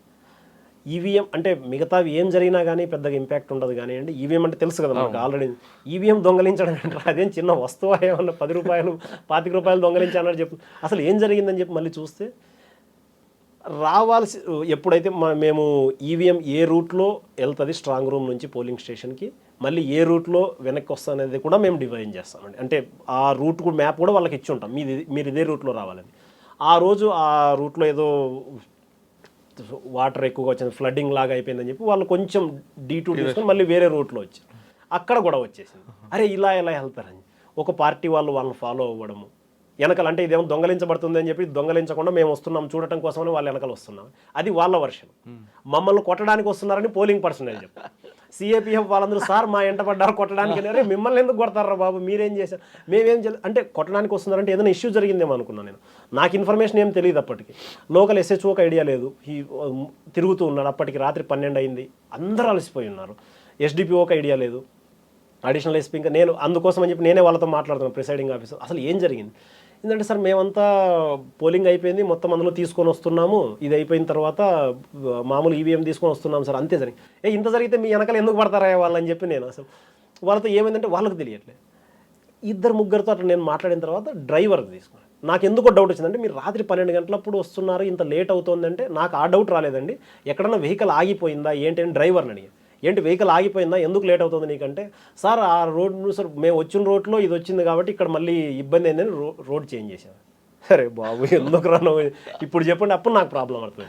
అక్కడ వాళ్ళని ఆపి ఆ పార్టీ వాళ్ళ లీడర్తో మాట్లాడేవాడిని. లీడర్తో మాట్లాడితే థ్యాంక్స్ టు హిమ్ రాత్రి 12:30 అప్పుడు ఒక వాయిస్ మెసేజ్ పంపించాం. క్యాండిడేట్స్. నేను ఆయనతో మామూలు అక్కడ ఉన్న లీడర్స్ అందరితో, అన్ని పార్టీలతో అండి, బీజేపీ, సిపిఎం, కాంగ్రెస్, తిప్రామత్ అందరితో మంచి లైజన్ ఉందండి నాకు. వాళ్ళు రాత్రి 12:30 వాయిస్ మెసేజ్ రికార్డ్ చేసి, ఇందులో అడ్మినిస్ట్రేషన్ ఎలాంటిది ఇది ఏం జరగలేదు, పార్టీ లీడర్ వాళ్ళ మెయిన్ లీడర్ స్టేట్ ప్రెసిడెంట్ చెప్పేసరికి దెన్ వాళ్ళు కొంచెం రిలాక్స్ అయ్యారండి. ఇదంతా జరగడానికి వన్ అవర్ పట్టింది.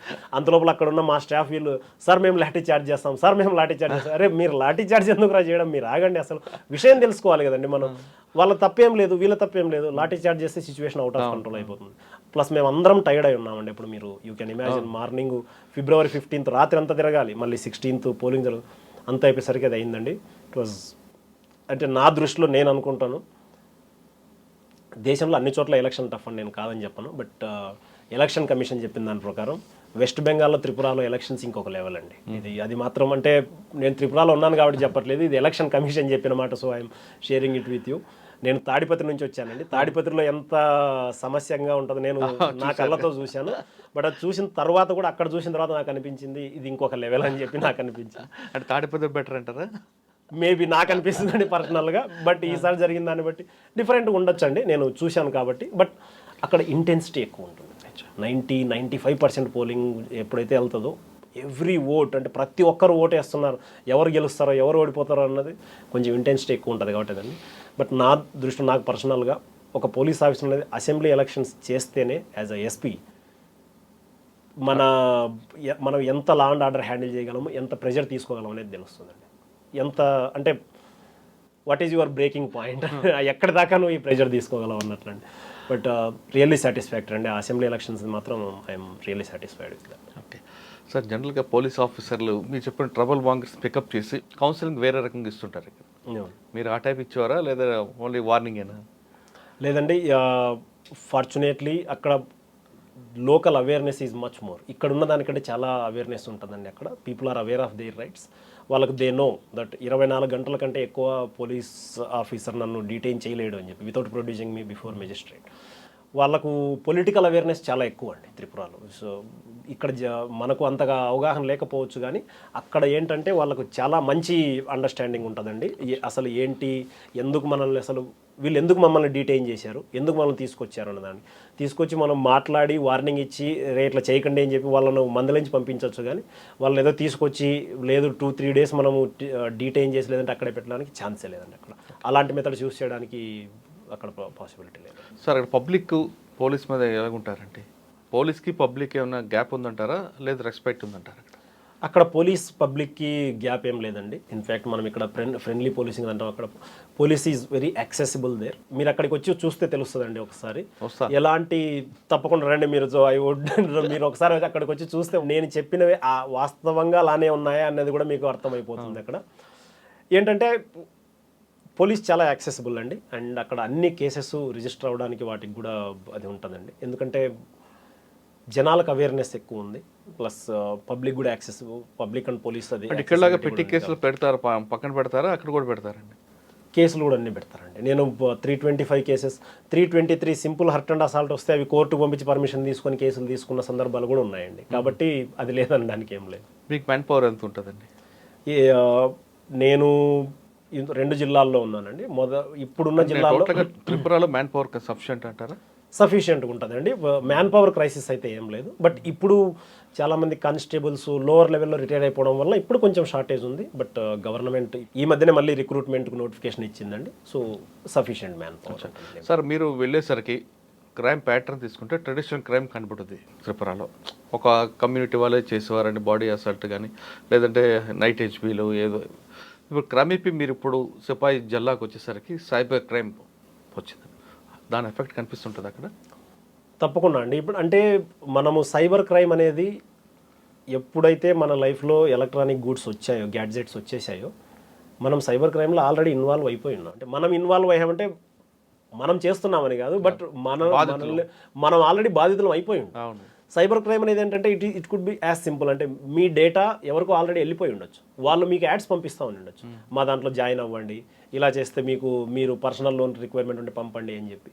అది చెప్పడానికి క్రైమ్ అని కాదు కానీ ఏంటంటే మీకు జస్ట్ మెసేజ్ వచ్చిందని. బట్ ఒక లార్జ్ స్కేల్లో జరిగింది అనుకోండి, నేనున్నాను, మీ ఒక్కరి ఇన్ఫర్మేషన్ ఎవరికైనా ఇచ్చాను అనుకోండి, నాట్ అ క్రైమ్, మేబీ తెలుసు కాబట్టి మురళీధర్. వీళ్ళిద్దరు ఇన్ఫర్మేషన్ ఇచ్చాను అనుకోండి, ఎందుకు ఇచ్చారు?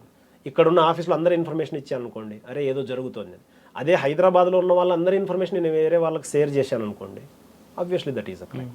సో మనం ఆ రకంగా బాధితులం అయి ఉన్నాం ఎక్కడో ఒక చోట. నేను అంటే మీరు అడిగారు కాబట్టి అందరికీ చెప్పాలంటే prevention is better than cure. అది చెప్పారు కదా, మనకు తెలుగులో కూడా చికిత్స కంటే నివారణ మెరుగైన. మనకు తెలియనిది, మనకు అర్థం కానిది నుంచి మనం దూరంగా ఉండటం మంచిది. ఒకటి అదైతే. రెండవది, డబ్బుల కోసం ఆశపడటం అనేది అన్నిటికంటే, డబ్బుల కోసం ఏదైనా కానీ ఆశపడటం అనేది ఇంకా అది బిగ్గెస్ట్ డేంజర్ అండి. మీకు ఫలానా ట్రిప్ వస్తుందనో, ఫలానా లాటరీ ఉంటుందనో, ఇలాంటివన్నీ జరుగుతాయి. బేసికల్లీ ఆశ చూపించడం అనేది ఎప్పుడైతే మన గ్రీడ్ అంటాం కదండి, మన అత్యాశ, దురాశ ఏదైనా కానివ్వచ్చండి, అది ఎప్పుడైతే మన మైండ్ను కప్పేస్తుందో తప్పకుండా మనం బాధితులమయ్యే ఛాన్స్ ఎక్కువ. ఇంగ్లీష్లో చెప్పాలంటే there is no free lunch. ఎవరు మనకు ఉచితంగా డబ్బులు ఎందుకు ఇస్తారండి? వాళ్ళు ఏదైనా కానీ మీకు ఉచితంగా ట్రిప్ ఎందుకు ఇస్తారు? అంటే మీరు ఏమైనా సెలబ్రిటీ ఇవ్వాలి, లేదంటే మీ నుంచి ఏమైనా పొందాలనుకుంటున్నారా? ఓన్లీ థింగ్ ఈజ్ దట్ మీ అకౌంట్లో డబ్బులు కాజేయాలనుకుంటున్నారు. అంటే త్రిపురలో కూడా ఇదే నేచర్ ఉందంటారా? పబ్లిక్లో అని కాదండి, ఇట్ ఈస్ కొంతమంది ఉంటారు ఆ క్రిమినల్ మైండ్ సెట్ ఉండేవాళ్ళు. ఇప్పుడు ప్రతి ఒక్కరు అది చేయరండి, ఇప్పుడు ప్రతి ఒక్కరు చేయడానికి కుదరదు కూడా. త్రిపురలో సైబర్ క్రైమ్ విక్టిమ్స్ ఉంటారంట. ఉన్నారండి, తప్పు. అంటే మా దగ్గరికి కంప్లైంట్స్ వస్తూ ఉంటాయి, వచ్చిన వెంటనే ఏం కనిపిస్తుంటుంది ఎక్కువ కనిపించే ఏమో ఏంటంటే ఆన్లైన్ నుంచి ఓటీపీ ఫ్రాడ్స్ ఎక్కువ జరుగుతుంటాయండి. ఓటీపీ ఫ్రాడ్స్దే ఎక్కువగా జరుగుతూ ఉంటుంది. నేను చూసిన దాన్ని బట్టి 99% కేసెస్లో జనాలు ఓటీపీ షేర్ చేసేస్తారండి. ఇప్పుడు అది చెప్పడానికి కూడా వాళ్ళు ఇష్టపడరు. అంటే నేనే తప్పు చేశానని చెప్పితే మళ్ళీ పోలీసులు ఏమి యాక్షన్ తీసుకోరేమో అని చెప్పి నేనేం ఓటీపీ షేర్ చేయలేదని. ఒక కేసులో ఒక well educated person is a professor, account నుంచి 6.7 lakhs విత్డ్రా అయిపోయింది. అర్లీ మార్నింగ్ 6:30 కాల్ వచ్చింది నాకు. 6:30 కాల్ వచ్చి, సార్ ఇట్లా డబ్బులు పోయినాయి, నేను ఓటీపీ షేర్ చేయలేదు. డబ్బులు పోయినాయి అనేది we are used to, because so many people are losing that, మాకు దానికి ఎస్ఓపీ ఉంది, దట్స్ ఫైన్. నేను ఎస్ఓపీ షేర్ చేయలేదు, డబ్బులు పోయినాయి. అరే ఇది అసలు నాకు కూడా ఇదేంట్రా, ఏమో ఇదేదో కొత్త ఏమో లాగా ఉంది. అంటే బేసికల్లీ ప్రాసెస్ నాకు అర్థమైంది. సార్ అకౌంట్లోంచి ఇట్లా ఏదో ఫోన్ వచ్చింది, డబ్బులు లేదు, ఏదో తేడాగా ఉంది. 2-3 సార్లు మాట్లాడాను, లేదు అంటున్నారు. అంటే మా సీనియర్స్ కూడా అప్రోచ్ అయ్యారు. సీనియర్స్ కూడా సార్ కూడా అంటున్నారు, రెడీ తను షేర్ చేయలేదు అంటున్నారు, ఓటీపీ ఎట్లా పోతుందని. సరే సార్ నేను ఒకసారి పర్సనల్గా చెక్ చేస్తానని ఇంటికి వెళ్ళిన తర్వాత వాళ్ళతో మాట్లాడుతుంటే అసలు ఏం జరిగిందంటే, లేదు నాకు ఫోన్ వచ్చింది ఇదని చెప్పి. ఫోన్ వచ్చిందండి, అసలు ఏం జరిగింది మీరు మొత్తం చెప్పండి. ఆయన కూర్చోబెడితే అప్పుడు ఏజ్డ్ పర్సన్, మంచి అతను. సో ఫోన్ వచ్చి మాట్లాడుతూ ఉన్నాడు. ఆయన మాట్లాడుతూ కట్ చేయడం కంటే ముందే ఎవరో పిలిచారు, ఇంట్లో ఏదో ఫంక్షన్ ఉంటే. ఫోన్ అక్కడ పెట్టేసి వెళ్ళిపోయాడు. వాళ్ళ మనవడు ఫోన్ తీసుకున్నాడు. వాళ్ళ మనవడు 11 ఏళ్ళు ఎంతో ఉంటాయి. మాట్లాడుతుంటే హా బేటా అని అవతలు కొంచెం, హా బేటా ఇట్లా నేను మాట్లాడాను కదా, ఇందాకే చూసావు కదా, మేము ఇట్లా చూస్తా అంటే ఏదో ఒక ఓటీపీ వచ్చి ఉంటుంది, అది మీరు షేర్ చేస్తే మీకు మంచి ట్రిప్ వస్తుంది. ఎప్పుడైతే చిన్న అబ్బాయి అన్నాడో స్కూల్ పిల్లలకి ఎక్స్కర్షన్ అని, వాళ్ళు ఎలా ఉంటారంటే అండి కాన్వెంట్స్ వాళ్ళు, ఆ ఏజ్కి తగ్గట్టు వాళ్ళని ట్రిక్ చేస్తారు. ఇప్పుడు ఆయన పెద్ద ఆయనతో మాట్లాడుతున్నప్పుడు మీకు ఏదో హౌసింగ్ లోన్ గురించి అని అట్లా ఏదో మాట్లాడారు. ఎప్పుడైతే బాబు వచ్చాడో 12 అరే మీకు స్కూల్ నుంచి ఎక్స్కర్షన్ ఏదో ఉందని చెప్పి మీ తాత బాగా వరి అవుతున్నారో, ఆ ఓటీపీ అది వస్తే బ్యాంక్ వాళ్ళు అది క్లియర్ చేస్తారంట, మీకు మంచి ట్రిప్ వస్తుందంట. ఎప్పుడైతే ఇది వచ్చిందో ఇంకా ఆలోచించలేదు ఆ అబ్బాయి, వచ్చిందో ఓటీపీ షేర్ చేసేసి అది అతనికి తెలియదు. ఈ అబ్బాయి చెప్పలేదు, పక్కన పెట్టేసి వచ్చి చూస్తే నేను ఓటీపీ షేర్ చేయలేదు, నా అకౌంట్ నుంచి డబ్బులు పోయినాయి. ఎలా జరిగిందని చెప్పి మేము ఫైనల్గా తెలిసిందండి ఈ విషయం. అతను చెప్పడానికి కూడా ఇష్టపడట్లేదు. సరే ఇలా కాదండి, మీరు కరెక్టే, ఎవరికైనా నామోషి ఉంటుంది చెప్పడానికి. కాకపోతే నేను ఇది అందరికీ చెప్తున్నా అండి, సైబర్ క్రైమ్లో ఒకవేళ తప్పు జరుగుతుంది, ఓకే, చాలామందికి, మనకు కూడా ఇప్పుడు అది నాకు కూడా జరగచ్చండి, తెలియదు. ఎందుకంటే ఎంత కొత్త టెక్నాలజీస్ వస్తున్నాయంటే మనకు వాటి పట్ల అవగాహన లేనప్పుడు తప్పు జరిగే ఛాన్సెస్ ఎక్కువ. అందుకోసమని ఎంత దూరంగా ఉంటే అంత మంచిది. కానీ మనం టెక్నాలజీ నుంచి, సాంకేతికత మన జీవితంలో భాగం అయిపోయింది కాబట్టి పక్కకి వెళ్ళిపోలేం. కాబట్టి మనకు తెలియని వాటి పట్ల 1-2 సార్లు ఆలోచించి, లేదు తెలిసిన వాళ్ళని సంప్రదించి మనము అడుగు ముందుకేస్తే మంచిదండి. చికిత్స కంటే నివారణ మంచిది దీంట్లో. ఎందుకంటే ఇప్పుడు 20,000 పోయింది అనుకోండి, ఇది 20,000 పోయింది, ఎవడో బీహార్లో కొట్టేసి ఉంటాడు దాన్ని, బీహార్లోనో లేదంటే ఇంకేదైనా అనుకోండి, సపోజ్ త్రిపురలోనే అనుకోండి, లేదంటే రాజస్థాన్లో అనుకోండి. 20,000 ఎప్పుడైతే విత్డ్రా చేశారో, ఇక్కడ నుంచి ఒక టీం పంపించి అతన్ని పట్టుకొని రావడము అనేది ఇట్ ఈస్ ఈవెన్ మోర్ కాస్ట్లీయర్. కాబట్టి మేమంతా పూల్ చేసి ఒకసారి తీసుకొని వచ్చేస్తామండి. అక్కడ నుంచి ఒకసారి పూల్ చేసిన తర్వాత ఐడెంటిఫై చేసి ఒక నెట్వర్క్, ఆ నెట్వర్క్ మొత్తం క్రాక్ చేసి తీసుకొని వచ్చి డబ్బులు ఇచ్చేస్తాం. బట్ ఒకసారి 20,000 మీ అకౌంట్ నుంచి వెళ్ళిపోయిన తర్వాత వాళ్ళు దాన్ని ఆల్రెడీ విత్డ్రా చేసి వాడుకునేసి ఉన్నాడు. మనం అతనికి జైలు శిక్ష వేయించమందా, అది పెద్ద ఇష్యూ కాదండి, ఈ రోజు కాకుంటే రేపు. కానీ మనకు కావాల్సింది అది కాదు కదా. మీకు 20,000 పోయిన తర్వాత మీరు వాడి జైల్లో పడాలని అనుకోరు. మీరు అనుకునేది ఏంటి, ఫస్ట్ నాకు 20,000 దొరికితే ఆ తర్వాత వాడి గురించి ఆలోచిద్దామని. కాబట్టి మనకి ఇది ఎక్కువ ఇంపార్టెంట్. కాబట్టి నేను అనేది ఏంటంటే ప్రివెన్షన్, దాని మీద ఎక్కువ దృష్టి పెట్టండి. ఇది అని చెప్పగలను. ఇంకా ఫైనల్గా వద్దామండి, ఎన్డీపీసీ యాక్ట్ మీకు దగ్గర ఎక్కువగా డ్రగ్స్ సప్లై ఒకటే ఉంటుందా, లేదు కన్జ్యూమ్ కూడా ఉంటుందా? ఒకటి. రెండోది, డ్రగ్స్లో అవగాహన తీసుకురావడానికి మీ ప్రభుత్వం ఒక దిశ అనే ఒక పథకం పెట్టింది. అందులో జర్నలిస్టులు కూడా భాగస్వామ్యం చేసి వాళ్ళకి అవగాహన పెట్టడం వెనక ఉద్దేశం ఏంటి? మీరు అడిగిన మొదటి ప్రశ్నకండి, త్రిపురలో ప్రాబ్లము కన్జంప్షన్ది తక్కువ అండి, ట్రేడ్ది ఎక్కువ. అంటే it is a transit route అంటాం మనం. త్రిపుర ద్వారా బయటికి వెళ్ళడము, లోపలికి రావడం జరుగుతుంది. ఈ గాంజా అనేది కల్టివేషన్ అక్కడ ప్రాబ్లం అండి. త్రిపురలో గాంజా కల్టివేషన్ ప్రాబ్లం కాబట్టి అక్కడ సప్లై ఉంటుంది, బయటికి డిమాండ్ మనకు UP, Bihar, west Bengal, Tamil Nadu, Chhattisgarh, through out the country ఇక్కడికి డిమాండ్ ఉంటుంది. కాబట్టి ఏ గంజా అండి ఏది పడుతుంటాయి ఎక్కువ మీకు? అంటే ఇక్కడ శీలావతి అని ఇటువంటివి ఉంటాయి. ఓకే అండి, నాకు ఆ స్పెసిఫిక్ బ్రాండ్ అనేది అట్లా అక్కడ ఏం లేదండి, but consider to be good quality ganja అక్కడ త్రిపురది. అది ఎక్కువ బయటికి త్రిపుర నుంచి బయటికి వెళ్తుందండి. హోమ్ కన్సంప్షన్ అంటే ఇంటర్నల్ కన్సంప్షన్ చాలా తక్కువ, అది అవుట్ సైడ్కి వెళ్తుందండి, బంగ్లాదేశ్కి ఇటు సైడ్ క్రాస్ బార్డర్ స్మగ్లింగ్కి. మిగతా డ్రగ్స్ అన్నీ ఉన్నాయి కదండి, మామూలుగా బ్రౌన్ షుగర్ కావచ్చు, యాబా ట్యాబ్లెట్స్ కావచ్చు, కాఫ్ సిరప్ కూడా వాడతారండి ఇంటాక్సికెంట్. ఇప్పుడు ఏంటంటే బంగ్లాదేశ్లో లిక్కర్ బ్యాన్ అండి. సో లిక్కర్ బ్యాన్ అయ్యేసరికి ఏంటంటే వాళ్ళకు హై కోసం వాళ్ళు ఇవి తీసుకుంటారు, మన కాఫ్ సిరప్ను వాడతారు వాళ్ళు. కాఫ్ సిరప్ కూడా ఒక డోసేజ్ కంటే ఎక్కువ తీసుకుంటే మీకు కిక్ వస్తుందండి. ఒకసారి కావాలంటే ఎప్పుడైనా చూడండి మీరు మీకు. సో అదేంటంటే ఆ డోసేజ్ కంటే మించి తీసుకున్నారు అనుకోండి మీరు, మీకు మొత్తం వస్తుంది. సో ఇవి బయట నుంచి వస్తాయండి త్రిపురలోకి వచ్చి అక్కడ కన్జంప్షన్ చాలా తక్కువ అండి. అంటే కొంచెం లోకల్ లెవెల్లో కొంచెం ఉంటుంది, but out side the border వెళ్ళే ఛాన్సెస్ ఎక్కువ ఉంటాయి అంతే. ఇది మెయిన్ ప్రాబ్లం అక్కడ ఉన్నది. సో దానికి తగ్గట్టే రెండో ప్రశ్న మీరు ఇందాక అడిగినట్లు, నషాముక్త్ త్రిపుర అని గవర్నమెంట్ ప్లెడ్జ్ తీసుకుందండి. దానికోసం అని చెప్పి యాంటీ నార్కోటిక్స్ ఒక యూనిట్ని ఏర్పాటు చేసి అందులో ఒక సీనియర్ ఐపీఎస్ ఆఫీసర్ని ఇన్ఛార్జ్ ఇచ్చి చూస్తున్నారు. ప్లస్ రెగ్యులర్గా డిస్ట్రిక్ట్ లెవెల్లో మేము చేయాల్సిన యాజ్ అ డిస్ట్రిక్ట్ ఎస్పీ మేము ఏం చేయాలో అది మేము చేస్తున్నామండి. ఇందులో మాకు అర్థమైనది ఏంటంటే, ఎప్పుడైతే డ్రగ్స్, ఈ మత్తు పదార్థాలు, మాదక ద్రవ్యాలు, వీటి పట్ల ఉన్న దుష్ఫలితాలు అనేవి కింది స్థాయి వరకు చేరవనుకోండి, సాధారణ ప్రజానీకానికి చేరేంత వరకు పోలీసులు ఎంత చేసినా ఉపయోగం ఉండదండి. ఎందుకంటే ఇప్పుడు పెద్ద మొత్తంలో జరుగుతున్నప్పుడు పోలీసులు ఒక్కరే కాదు, ఇది ఎప్పుడైతే ఒక సామాజిక ఉద్యమం లాగా అవుతుందో, సోషల్ రెస్పాన్సిబిలిటీ, సోషల్ మూవ్మెంట్ లాగా ఎప్పుడైతే అవుతుందో ఇది, అప్పుడు మాత్రమే దీన్ని మనం పూర్తి స్థాయిలో అరికట్టగలమండి. ఆ పూర్తి స్థాయిలో అరికట్టడం కోసం కింది స్థాయి వరకు మన సాధారణ ప్రజానీకానికి చేరువ చేసేది ఎవరంటే మీడియా. ఇప్పుడు మీడియా మనము ప్రింట్ మీడియా కావచ్చు, ఎలక్ట్రానిక్ మీడియా కావచ్చు, ఏ రకంగా అయినా కావచ్చు, మామూలు సోషల్ మీడియాలో కావచ్చు, ఎలా తీసుకున్నా మీరు మీడియా కీ రోల్ ప్లే చేస్తుంది.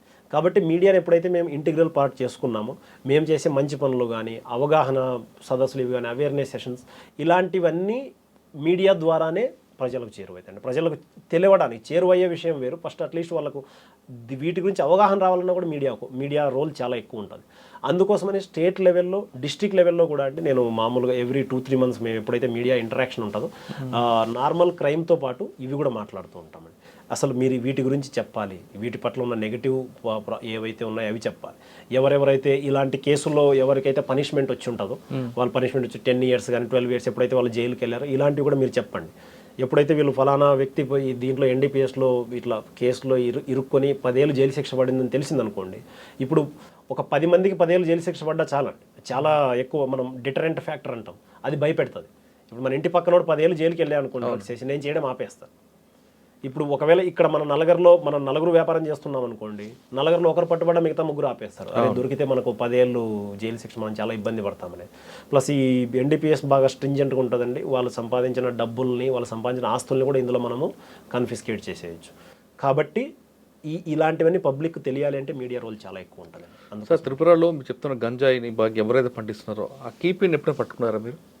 అక్కడ చాలా ఆర్గనైజ్డ్ క్రైమ్ అంటే ఆర్గనైజ్డ్ క్రైమ్ అట్లా కాదేమండి, ఇది లోకలైజ్డ్, అంటే మామూలుగా it is not a central ఒక వ్యక్తి చేస్తున్నది అన్నట్లు కాదండి, అది డిఫరెంట్గా ఉండే. ఇప్పుడు ఏమవుతుందంటే మేము నేనున్న జిల్లాలోనే లాస్ట్ 1 year స్పాన్లో, లాస్ట్ ఏప్రిల్ నుంచి ఈ ఇయర్ మార్చి దాకానే మేము దాదాపు 140 కేసులు చేశామండి. అక్కడ ఉన్న సీజర్సు, ఇప్పుడు మేము త్రిపురలో సిపాయి జిల్లాలో చేసిన డ్రగ్ సీజర్సు, ఒక జిల్లాలో అంత చిన్న జిల్లాలో మేము చేసిన డ్రగ్ సీజర్స్ కొన్ని బిగ్గర్ స్టేట్స్ కంటే ఎక్కువ ఉంటుందండి. So much seizures we have made.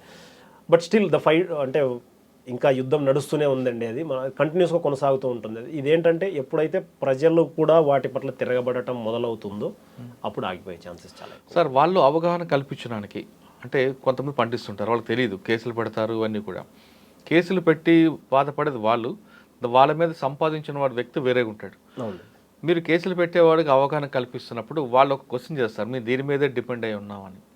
వాళ్ళకి కమర్షియల్ పంటలు కానీ లేదంటే బాగా డబ్బులు వచ్చే పంటలు పండించుకోవచ్చు అనే అవగాహన కల్పించడం ఏం చేస్తుందా ఇక్కడ గవర్నమెంట్?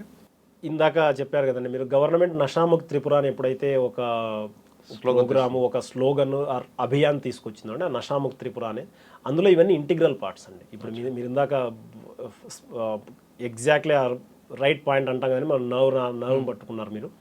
అక్కడ ఏంటంటే ఎప్పుడైతే మనము వాళ్ళని గాంజా కల్టివేషన్ నుంచి దూరం తీసుకెళ్తున్నాం, ఇది చేయడానికి లేదు, మీరు జైలుకి వెళ్తారు ఇది చేస్తే, అంటే వాళ్ళకి ఆల్టర్నేట్ లైవ్లీహుడ్ ఉండాలి, వాళ్ళకు జీవనోపాధి ఉండాలి కదా.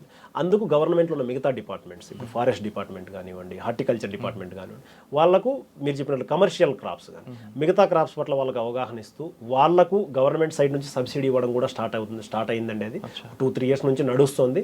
బట్ కొంచెం టైం పడుతుందండి. ఇది ఉన్నదాన్ని మనం వాళ్ళ మైండ్ సెట్ని చేంజ్ చేస్తూ చేయడానికి టైం పడుతుంది, బట్ డెఫినెట్గా అవుతుంది. అంటే ఒక రోజు కాదు కదండి, ఇప్పటి నుంచి ఉంది కాబట్టి కొంచెం టైం పట్టే అవకాశం టైం పడుతుంది, బట్ డెఫినెట్గా అవుతుందండి. మనం ఒక ఉద్యమంలాగా తీసుకెళ్ళామనుకోండి, ఎప్పుడైతే ఇందులో మనకు నెగిటివ్ ఎక్కువ ఉంది పాజిటివ్ కంటే అని అర్థమైంది అనుకోండి, తప్పకుండా జరుగుతుందండి. సార్, అక్కడ పక్కన బంగ్లాదేశ్ బార్డర్ ఉంది, పాకిస్తాన్ నుంచి నేపాల్ మీదుగా బంగ్లాదేశ్ మీదుగా కొన్ని వెపన్స్ కరెన్సీ వస్తుంటుందని ఒక వార్త ఉంది, వాస్తవం అంటారు?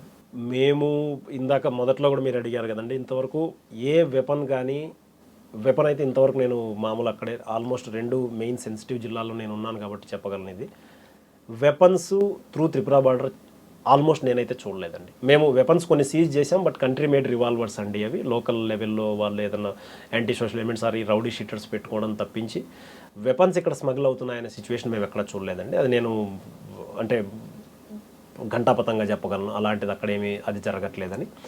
కొంచెం స్మగ్లింగ్ అనేది కొంచెం జరుగుతుండే, దాని పట్ల మేము ఎక్కువ దృష్టి పెడుతున్నాము. ఈ మూమెంట్ అనేది రెండోది మీరు చెప్పినట్లు మనుషులు, ఇది ఫేక్ కరెన్సీ అది కూడా చాలా తక్కువ అండి, చాలా తక్కువ. మేబీ 1-2 చోట్ల ఏదైతే వచ్చిందో వాళ్ళు కూడా అరెస్ట్ అయిపోయారు, ఆ తర్వాత తగ్గిపోయిందండి. అది మూమెంట్ ఆఫ్ పీపుల్ వీళ్ళు రిలేటివ్స్ ఉన్నారు కాబట్టి, ఇక్కడ బంగ్లాదేశ్లో వీళ్ళ రిలేటివ్స్ ఉన్నారు, సేమ్ వాళ్ళు ఒకటే గ్రామం విడిపోయింది కాబట్టి వాళ్ళ రిలేటివ్స్ ఉన్నారు కాబట్టి వాళ్ళు అటు ఇటు రావడము, కొన్నిసార్లు కొంతమంది వ్యాలిడ్ డాక్యుమెంట్స్ లేకుండా రావడం ఇది నడుస్తుందండి. వాటి పట్ల మేము యాక్షన్ తీసుకుంటున్నాము. వాళ్ళకు అవగాహన కల్పిస్తూ, బాబు మీరు ఇట్లా పాస్పోర్ట్ ఇవి లేకుండా రావడానికి లేదు, మీ రిలేటివ్స్ ఉండొచ్చు కాక, బట్ మీరు జైలుకి వెళ్తారని చెప్పి వాళ్ళు అది వెళ్తున్నాం. బట్ ఈ మిగతా వాళ్ళు ఎవరైతే ఉన్నారో అంటే పాకిస్తానీ నేషనల్స్ అలాంటి వాళ్ళు కానీ లేదంటే రోహింగ్యాస్ కానీ వస్తున్నారో వాటి పట్ల మాత్రం చాలా స్ట్రిక్ట్ యాక్షన్ జరుగుతుందండి. ఒక్కసారి అందులో అరెస్ట్ అయిన వాళ్ళు అయితే మళ్ళీ బయటకు వచ్చే ప్రసక్తి ఉండొచ్చు. సార్, ఢిల్లీ కొన్ని ప్రాంతాల్లో తీసుకుని భివాండి, పూణే అటువంటి ప్రాంతాల్లో సెక్స్ వర్కర్స్ పట్టుపడితే ఫస్ట్ త్రిపుర పేరు వస్తుంటుందండి. ఈ ట్రాఫికింగ్ యాంగిల్ మాకు ఎప్పుడైతే ఇందాక మీరు అన్నట్లు కొన్ని ఇన్స్టెన్సెస్ కొన్ని కనిపించాయో, వీళ్ళు మెయిన్లీ పావర్టీని బేస్ చేసుకుని వాళ్ళు చేస్తున్నారండి. ఆ పావర్టీని బేస్ చేసుకొని కొంతమంది త్రిపుర వాళ్ళని తీసుకురావడం అట్లా జరిగింది. ఈ కేసులు వచ్చినప్పుడు మాత్రం వాళ్ళ మీద ట్రాఫికింగ్ యాక్ట్, అంటే మేము సెక్షన్ 370 అంటామండి, అందులో ట్రాఫికింగ్ యాక్టివిటీ వాళ్ళ మీద స్ట్రింజెంట్ యాక్షన్ తీసుకోవడం జరుగుతుంది. బహుశా కొద్ది రోజుల్లో అది కూడా ఇంకా కంప్లీట్గా స్టాప్ అయ్యే ఛాన్స్ ఉందండి. వాళ్ళ ప్రయత్నాలు వాళ్ళు చేస్తుంటారు, బట్ మేము ఎప్పుడైతే అది స్ట్రిక్ట్గా యాక్షన్ మొదలైందో చాలా డ్రాస్టిక్గా తగ్గిపోతూ వస్తుందండి. అటువంటి ఏజెంట్స్ అందుకు ఐడెంటిఫై చేశారండి గ్రూప్స్ని? ఏజెంట్స్ మేము టౌట్స్ అంటామండి, వాళ్ళను ఎవరైతే ఇలాంటి వాటిలో ఇన్వాల్వ్ అయి ఉంటారో ఆ టౌట్స్ని మేము ఐడెంటిఫై చేసాము. వాళ్ళలో ఎవరెవరైతే ఐడెంటిఫై ఉన్నారో వాళ్ళందరూ ఆల్రెడీ జైల్లో ఉన్నారండి.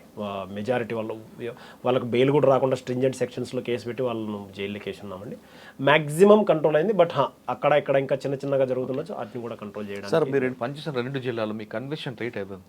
కన్విక్షన్ రేటు మోర్ దెన్ 50% ఉందండి. అన్ని ఐపీసీ నాన్ ఐపీసీ సెక్షన్స్ అది తీసుకుంటే on par with slightly better than national average లాగా. ఓకే, ఫైనల్గా చెప్పండి, త్రిపుర ప్రజలకి మీరేం చెప్తుంటారండి? త్రిపుర ప్రజలకు నేను ఎక్కువ వాళ్ళందరూ జనరల్గా మేము ఎక్కువ హిందీలోనే వాళ్ళతో మామూలుగా మాట్లాడుతుంటాం. అక్కడ చాలామందికి హిందీ వస్తుంది, అదేం ప్రాబ్లం ఏం లేదండి. వాళ్ళకి ఎక్కువగా చెప్పేది ఒకటే, మేము ఈ డ్రగ్స్ వీటి నుంచి మెయిన్ దూరంగా ఉండండి. అది సమాజాన్ని అది యాక్చువల్గా దహించి వేస్తుంది. అదైతే మాత్రం చాలా ఇబ్బందికరమైనది. అది మీరు డ్రగ్స్ వాటి నుంచి దూరంగా ఉండండి. మిగతాటివి ఎప్పుడైతే పోలీసింగ్ క్రైమ్లో మీరు ఇన్వాల్వ్ అయిపోతారో మీరు ఒక్కరే కాదు, మీ ఆ తర్వాత తరతరాలు ఇబ్బంది పడాల్సి వస్తుంది. వాళ్ళ మీద ఒక ముద్ర పడిపోతుంది సో సమాజంలో, వీళ్ళు ఇలాంటి వాటిల్లో కూరుకుపోయి ఉన్నారు, ఇలాంటి వాటిలో ఇన్వాల్వ్ అయి ఉన్నారని చెప్పేసి. కాబట్టి మీరు మాత్రమే కాదు, మీ తర్వాతి తరాలు కూడా ఆనందంగా సుఖంగా ఉండాలంటే ఈ డ్రగ్స్ వీటి నుంచి దూరంగా ఉండండి. మీరు కష్టపడి పని చేయండి, మీకు ఎలాంటి ఇబ్బంది ఉందన్నా కూడా మేము యాక్సెసిబుల్గా ఉంటామండి. మీరు మామూలుగా ఇప్పుడు అక్కడ ఎవరైనా కానీ వారంలో ఒక రోజు టైం పెడతామండి. మనం జనరల్గా ఫ్రైడే శుక్రవారం ఆ టైం ఉంటుంది. ఎవరైనా వచ్చి ఎస్పీని కలవచ్చు. ఏదైనా వాళ్ళకి ఇష్యూ ఉంది అంటే వాళ్ళు డైరెక్ట్ ఎస్పీ ఆఫీస్కి వచ్చి అక్కడ తీసుకుంటే మేము వాళ్ళ నుంచి రిక్వెస్ట్లు అవి తీసుకొని వాటిని ఇమీడియట్గా అడ్రస్ చేస్తుంటామండి. కాబట్టి మీరు ఈ గవర్నమెంట్ నుంచి మీకు దొరుకుతున్న ఈ సౌలభ్యం కావచ్చు, మీకు ఈ సేవలు మీరు సద్వినియోగం చేసుకొని మీరందరూ ఆనందంగా ఉండాలని మేము కోరుకుంటున్నామండి. మనలో అమాయకత్వం, మనలో ఉన్న అత్యాసే సైబర్ క్రైమ్కి ఒక వరంగా మారిందంటున్నారు జగదీష్ రెడ్డి గారు. మనకు తెలియని విషయాల్లో దూరంగా ఉండడం బెటరు, అంతేగాని ఎవరో తెలియని ఫోన్ చేస్తుంటే ఆశకు పడి ముందుకు వెళ్తే ఖచ్చితంగా సైబర్ క్రైమ్ దృష్టిలో పడతామంటూ చెప్తున్నారు. ఒక అనంతపురం జిల్లాలో తెలుగు మీడియంలో చదువుకున్న ఒక కుర్రాడు ఈ స్థాయికి రావడం వెనక ప్రతి ఒక్క తెలుగు వ్యక్తికి గర్వించదగ్గ విషయం. ఎక్కడో అనంతపురంలో పుట్టి త్రిపురలో వెళ్ళి అక్కడ తన సత్తా చూపిస్తున్న జగదీష్ రెడ్డి గారికి మనందరూ హ్యాట్సాప్ చెప్దాం. ఆయన చూసి నేర్చుకోవాల్సిన విషయం, ఆయన ఒక రోల్ మోడల్గా ఉన్నారు. తెలుగు మీడియం చదువుకున్నాను కదని వెనక్కి పడకుండా సివిల్స్ రాసి మన భాష రాని రాష్ట్రంలోకి వెళ్ళి పని చేస్తూ తన సత్తా చూపిస్తున్న జగదీష్ రెడ్డి గారితో ఇంటర్వ్యూ. వచ్చే వారం మరో గెస్ట్తో మళ్ళీ కలుద్దాం. అంతవరకు నమస్తే. Thank you sir, thank you very much. Thank you అండి.